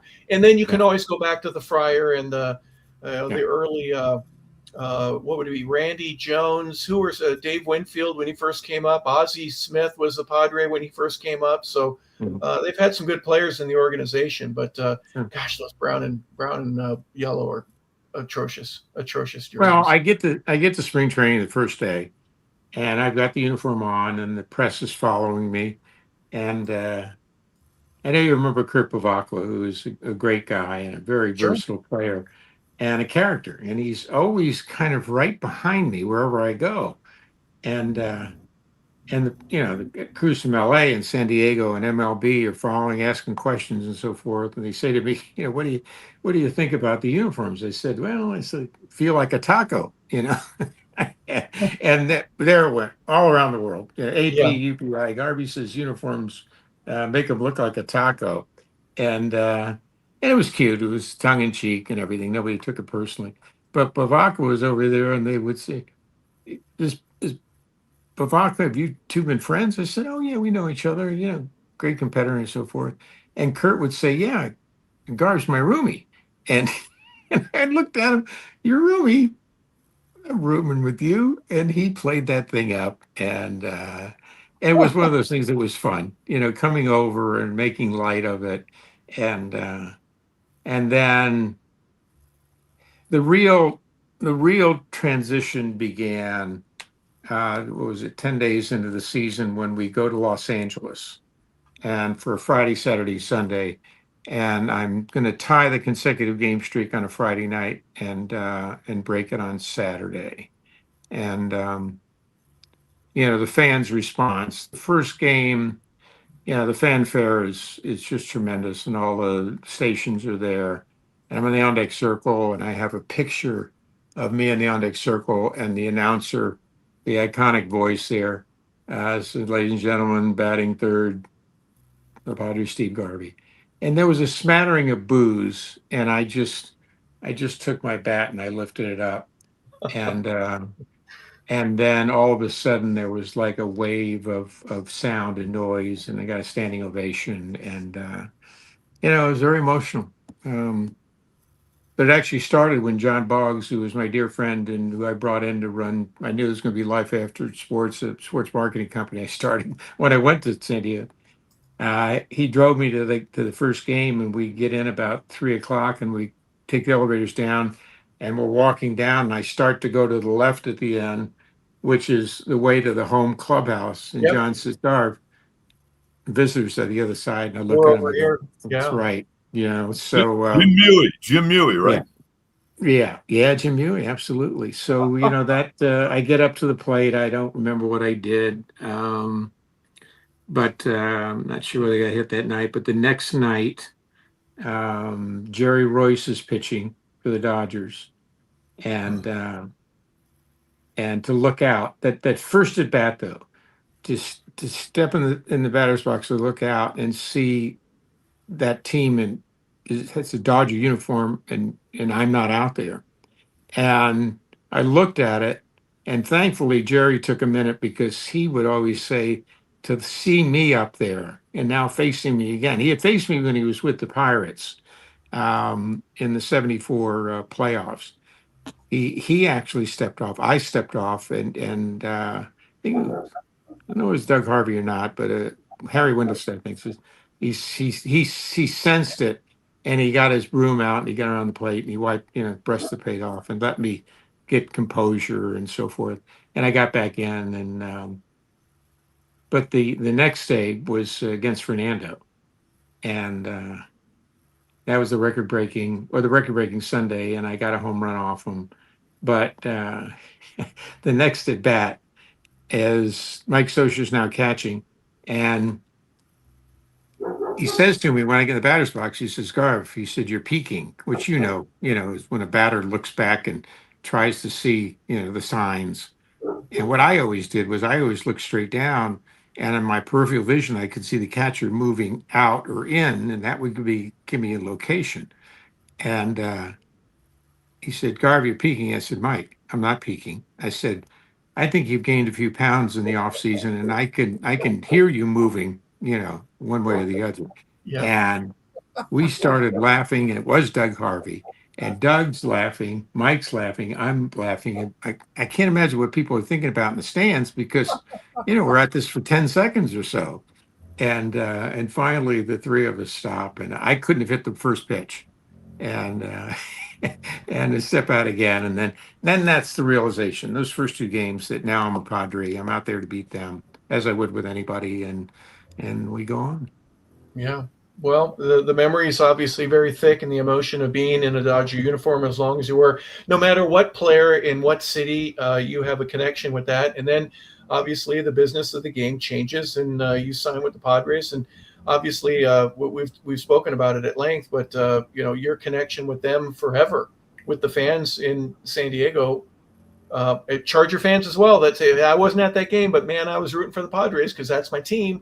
It's where I'm from. And you were obviously iconic in that and so many things. And as it happens, Steve, everyone that puts the uniform on has a day when you're not wearing the uniform anymore.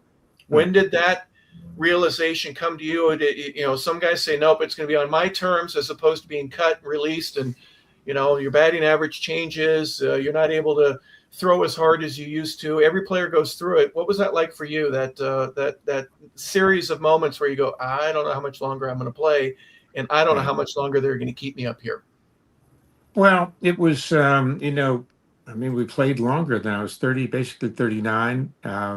It was the fifth year of the contract.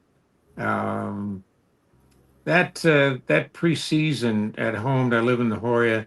I had been feeling something in my shoulder, and I always trained pretty hard in the off season, and it wasn't going away. Went to spring training and realized there was something wrong, but nobody could find it. And what had been happening was my bicep tendon had been fraying because of being overworked all those years. I used a 35-inch bat, which was pretty big, and trained a lot and played a lot. That only child every day going out there. So there's a new manager. Steve Boros comes in, and then I go out. We open up the season. I'm not driving the ball as well, but I'm playing first base, and we're starting out so. And we do a one game. We'll do it always. We'd go to East Coast for 9 games, come back, stop in Las Vegas where our AAA team was, play an exhibition game, and then go to San Diego. So I said, I'm just going to. Can I just play one at bat? Oh, absolutely.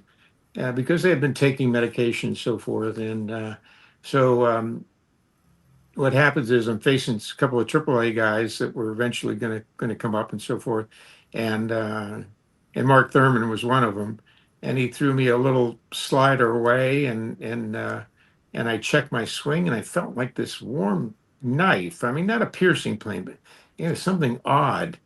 And the next pitch, I singled to right, and I get to first. I was forced at second. I come in, and Dick Dent, who was a great trainer, comes over. He says, "Are you okay?" And I said, I felt something. And I picked my arm up, and you make a muscle, and I picked it like this, and it was like a baseball had risen there. And he goes, "Oh my gosh, you ruptured your tendon," and which keeps the bicep muscle up, is the tendon and the muscle Yeah. up here. And once it ruptures, it's it's at least a 3, 4, 5 month recuperation. So he says, well, let me ice it, and I'm thinking, yeah, we'll find a way. And we get back. I've been on the board of Scripps Clinic and Research Institute, and I go over there. Great orthopedist is there, and I go in and see him. That next morning was an off day, and he says, "Well, you ruptured bicep tendon." And I said, "Well, can I play with it?" He said, "You're going to lose so much strength," he said, "because you don't have that elasticity, to move that." He Right. said, "It's better just to do our surgery, get you healed again." And so that was it for my last season, 1987. Um, this was getting into the collusion case, the historic collusion case between the owners and the players. And I by the time that it had healed, it was probably 80, 90%. Takes a full year to heal properly. And collusion was happening. I could sense there was going to be this prejudice towards free agency players, the way that it was transforming. And even though the owners lost eventually, and we had this arbitration, which took a few years, um, I knew that I always said I would leave just over the top. I remember Willie Mays' last year stumbling around third and not making the plays, not getting to the balls. Other guys, nowhere near the player they were, and I had still been competitive, but I could see what was happening off the field. I knew how long it was going to take me to get ready, and I decided to retire in January of '88. And tough loss for baseball, obviously. What transpires after that? You had a couple of nice contracts. You start to get involved. You got a microphone in your hands, right? You got a few things that stay involved with baseball. Was that It's something that was in your plan? Did you start thinking of that when you were in LA or in San Diego? Like, what am I going to do when I'm done? Are there plans like that, or did things just start to unfold for you? Well, I had always been inquisitive in terms of advertising and marketing. I had worked for a number of Fortune 500 companies. I've been creative in developing program with Prime Ticket. You may remember Prime Ticket and Yeah. things they were doing. So I knew that business was going to be something. And in 1982, a man by the name of Mike Corey, who a sports writer from Chicago. He knew him. I knew him. The writer comes up, says there's this fellow who's an executive search um, icon in the insurance industry, has been concerned about transition of players from the field into real life, and I had talked about it in interviews and got us together on the veranda in '82 at spring training, and we talked about creating a career counseling company for athletes. And about a year or so later, Pace Sports came about, and it was the preeminent sports career counseling company, the first and the only one. And we used the term after the cheering stopped. And eventually, after 8 years, we tested 1,500 athletes, placed a number of them, created the template for a career counseling company.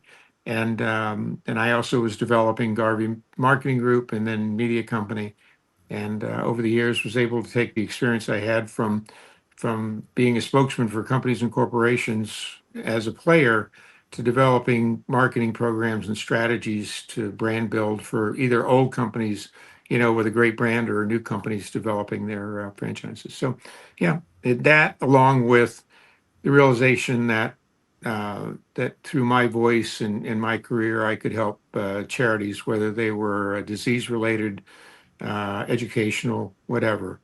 And that's been one of my focuses over the year, to the point where when I got to San Diego, I said I wanted to help as many charities as possible. We ended up helping 22 different charities and organizations when I played there, and since then. And then about 11 years ago, I came down with prostate cancer, and through the grace of God, went through the process of a prostatectomy and are cancer free, and decided I wanted to be a foot soldier for messaging about prostate cancer and the need for men to take PSA scores, and to the point where I'm chairman of Fans for the Cure now.org. And we're the preeminent awareness foundation. Michael Milken, the great financier, has the Prostate Foundation in Beverly Hills, and we worked together along with other prostate foundations in finding a cure for prostate cancer. But more importantly, on a daily basis, getting men to realize they've got to talk about it, they've got to get a PSA score, they've got to get in the game, and we'd like to think we've saved hundreds, if not thousands, of men by messaging. Yeah, thank you for that. The Fans for a Cure, you said fansforacure.org is where information can be obtained to just learn a little bit more. What were the signs for you that go, something's not right? I don't feel good. I sense there's something that is different. You knew right away that your tendon in your bicep was an issue. Was there anything in particular that you said, you know what, I'm not feeling like I'm supposed to? I need to get some help. Was there anything in particular for you? Well, it's known as the silent killer. It's the single most dreaded disease, men's related disease. It's part of that whole cancer matrix.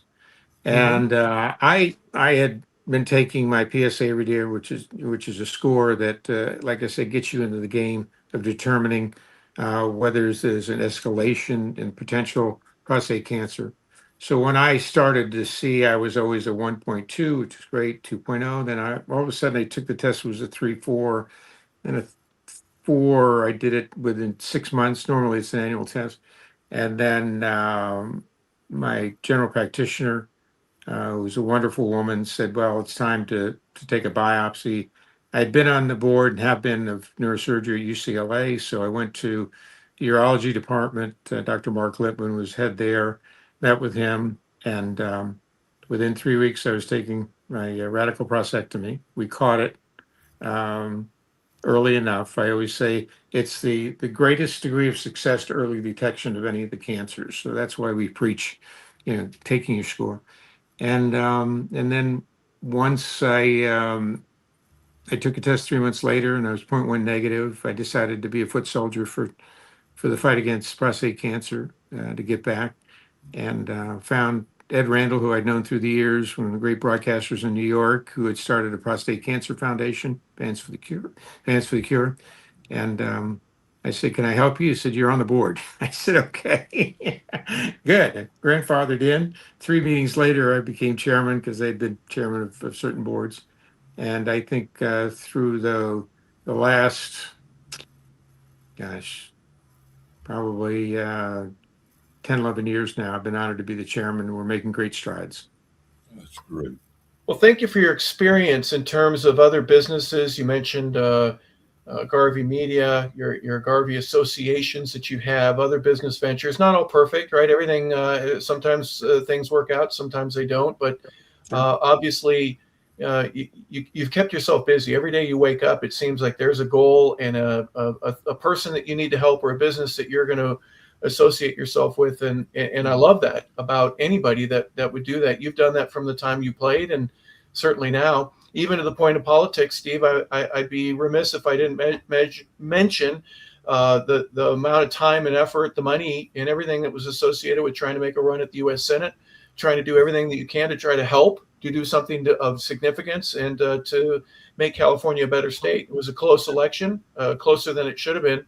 So one, congratulations for that. And two, obviously you want to keep your foot in the game, so to speak, your toes in the pool. Any other aspirations that you have? Maybe not running specifically, but for helping the party. Yeah, back in the late 70s, I started to be more concerned with what was happening in California, in the country, and a fellow by the name of Ronald Reagan was president of SAG and AFTER, which are the unions for radio and television, and I remember his leadership. Then I remember him running for governor and saying things that I agreed with. Got a chance to meet him a couple times, and then he decided to run for the presidency in 1980. And I got a call from his campaign team asking me if I would introduce him at some campaign rallies. I said I would. Got a deeper relationship with he and Nancy.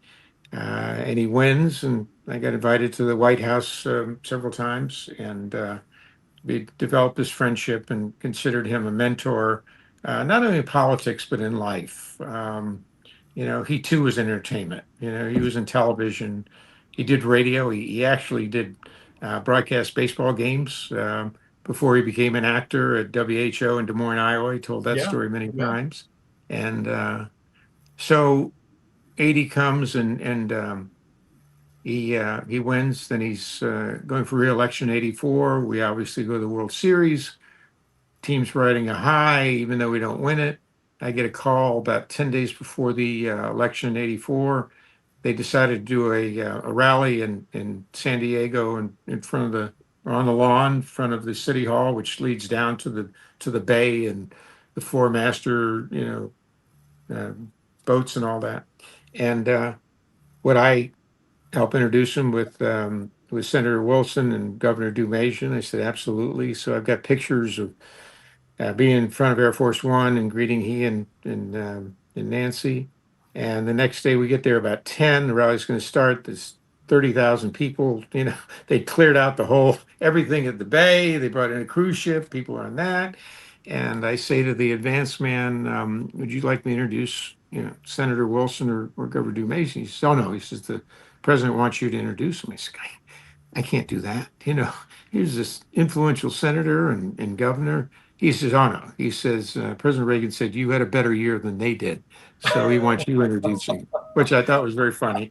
And I Yes. have kind of a picture behind me up here of me behind the presidential podium introducing him, which is one of my favorite pictures. And of course, he goes on to win. And we became close over the years. And when Nancy started her Just Say No Foundation to fight drug abuse, she did a number of events that I was able to attend. And so it was a great relationship over the years. And I always say, not only was he a mentor politically, but what his policies were good for America, good for all people. And again, he's going to be acclaimed as one of the great presidents of all time, forever. He and Tip O'Neill would argue back and forth, but they'd share a drink before the night ended. They were. He always had a joke. He was a excellent communicator. You may not have liked all his policies. You may have loved him. It doesn't matter. But he was certainly one of those guys that you would say, "Boy, anybody has a chance, don't they?" But he was eloquent. He had great class, if you will. He understood the prestige of the office and.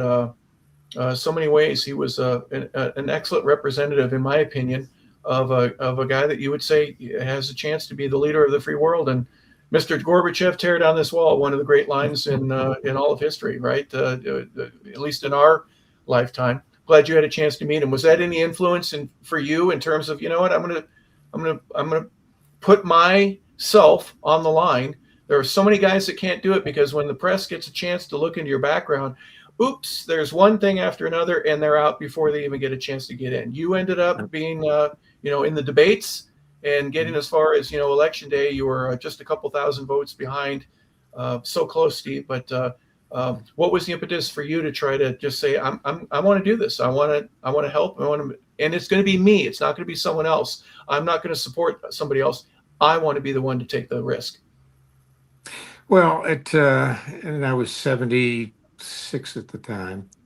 Woke up late March of 2024 and 23, and decided I turned TV on, and there was a dysfunctional Washington and snarkiness between people supposed to be representing all the people.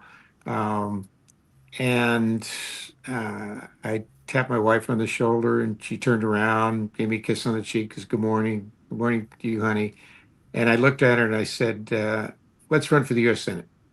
And the other great line that I know you'll remember came to mind, but she turned over, as any good wife would or spouse, thinking, yeah, right. And then I'm thinking, I guess the timing wasn't right, Yeah. And Yeah. and all of a sudden she turns around and she says, don't you think you're a little young? And at 75. Right. Yeah. And then I remembered his line. Reagan had said, overcoming my youth and inexperience, which he used, Yes. I think, with Mondale, right? He And did. and we laughed, and she said, well, if you really want to, I'll support you, and let's see if there's a pathway. It took us 3 months, and we went all around this state that's 800 miles north and south and 250 east and west is Garvey 2.0, now the concerned citizen. And we found out there was a path. It was very narrow. Probably only somebody that had the name recognition, the visibility, and millions of people knew me pretty well and knew what I stood for. And I had been, I'd been concerned because California was the heartbeat of America when I was becoming a Californian in the 70s and 80s, Yeah. it's not anymore. Um, it's been taken over by left-wing ideologies, progressives, and it's just not the state it should be. And I thought somebody's got to stand up. Nobody's standing up. There were going to be. It's a jungle primary where the Democrats over the years had set it up so that the top two vote getters were predominantly going to be Democrats because it's 2-1 in registration. We're going to be in the general, and for 6 months they'd be messaging things that weren't good for all the people. And so on October 10th of 23, I announced it. Unfortunately, it was 3 days after the Israeli war broke out. And 400 days later, and like you said, we essentially won the primary. There were two different votes. One was for a temporary seat that Ms. Feinstein had vacated. And if I would have gotten 50% in one vote, I would have taken that over for the remainder of the seat. And then there was the other one for the general, and I was within 1,500 votes of that. But the temporary seat we won by 300,000. So we literally won the primary. And then there was 6-month march, and we messaged to the point where about 10 days before the general election, we were within single digits and making big strides every day when Governor Newsom said you don't need a federal ID or verification to vote. And we knew that was the one thing that would slow us down immediately. And it did. So we ended up probably 6 or 7 points down. It took 5 weeks to declare the election, which again is a huge problem in California. Sure. But when it was all said and done, people came up to me and thanked me and said, "God bless you for running." We needed somebody that would stand up, and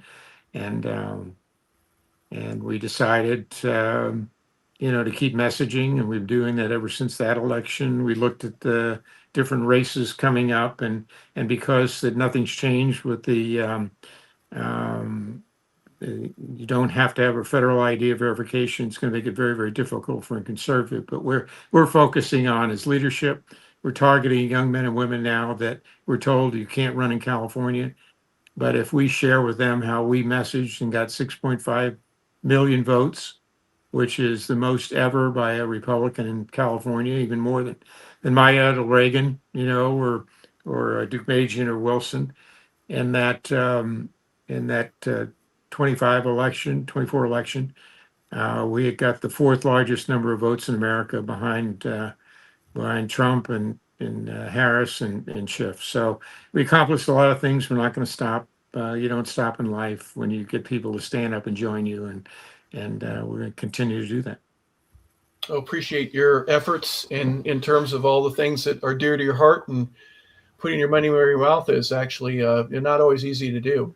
Bob, before we go, do you have any last words here? I know we've had a great time talking to Steve about, about politics and what he's done afterwards, but obviously his great career with the Dodgers. I could be a fly on the wall listening to Steve for a year straight, but I just want to tell you this. I was thinking, as he's talking right now about Reagan and this and that, it all started with a little boy with a crew cut and butch wax watching the Dodgers come off the plane. And I was thinking about what's the greatest line in the greatest era in baseball history is when you were a kid. And I was thinking about him being a kid, how all this, what we've been talking about for the last 2 hours came to fruition from him being a kid with his dad, taking him as a bat boy and on the bus and everything. I've just loved every second of hearing all this right from your mouth, Steve. And I want to thank you so much for joining us. And you talk about Reagan. You two had another thing in common. You both have dignity and class, both of you. And I just want to thank you so much for being a part of this show. I mean, this has just been amazing for me to hear all this. Thank you. Thank you. Thank you. And a pleasure to be with you, to put in the same breath as with President Reagan and all these other men that have influenced my life. And we always say we bring nothing onto this earth when we're born. We take nothing with us when we die. But if we can make it a difference while we're here, then I think God will say it was a life worth giving. So thank you, guys. I appreciate it. God bless you. And I look forward to seeing you in the future. Yeah, well, we talked about some of the great pictures of our lives, and this is certainly one. The three Steves here with the 1981 Dodger victory in the World Series against the New York Yankees. And thank you for all that you've done to make the city of Los Angeles a proud baseball town. For San Diego to be one of the great moments in their sports history, for that to be a part of your 4-for-5 game with 5 RBIs and giving them a chance to get one game away from going to the World Series and ultimately doing so. Tremendous career on so many different levels. And one of the great pieces of advice: give mom and dad a kiss, right? And always look to, tell everybody how terrific they look, and then work on your batting stance. We'll make sure that we do all of those 3 things in that order. And say, yes, honey. Yes, honey. Yes, my love. Right? Money line. Yes, my love. Yes, dearest. Steve Garvey, what a pleasure to have you on the show. We appreciate it greatly. And here at 100 Yards of Football, we are grateful that, Bob, you were able to put such a great conglomeration of guests together. Steve, obviously, one of those tremendous heroes for Major League Baseball, as well as the city of Los Angeles and for San Diego. So we thank you for your time, Steve. We want to be respectful of it. So thank you again. And we want to thank you for viewing. This has been The Sports Page with Bob Case. I'm Harper LeBel. I just want to say thank you for tuning in, everybody. We appreciate you being a part of the show. And if you liked it, please subscribe or tell a friend. We are certainly trying to grow the network, and having guys like Steve on certainly helps with that. But we want to say thank you for tuning in, everybody. We hope you have a fantastic rest of your day, and thank you for watching.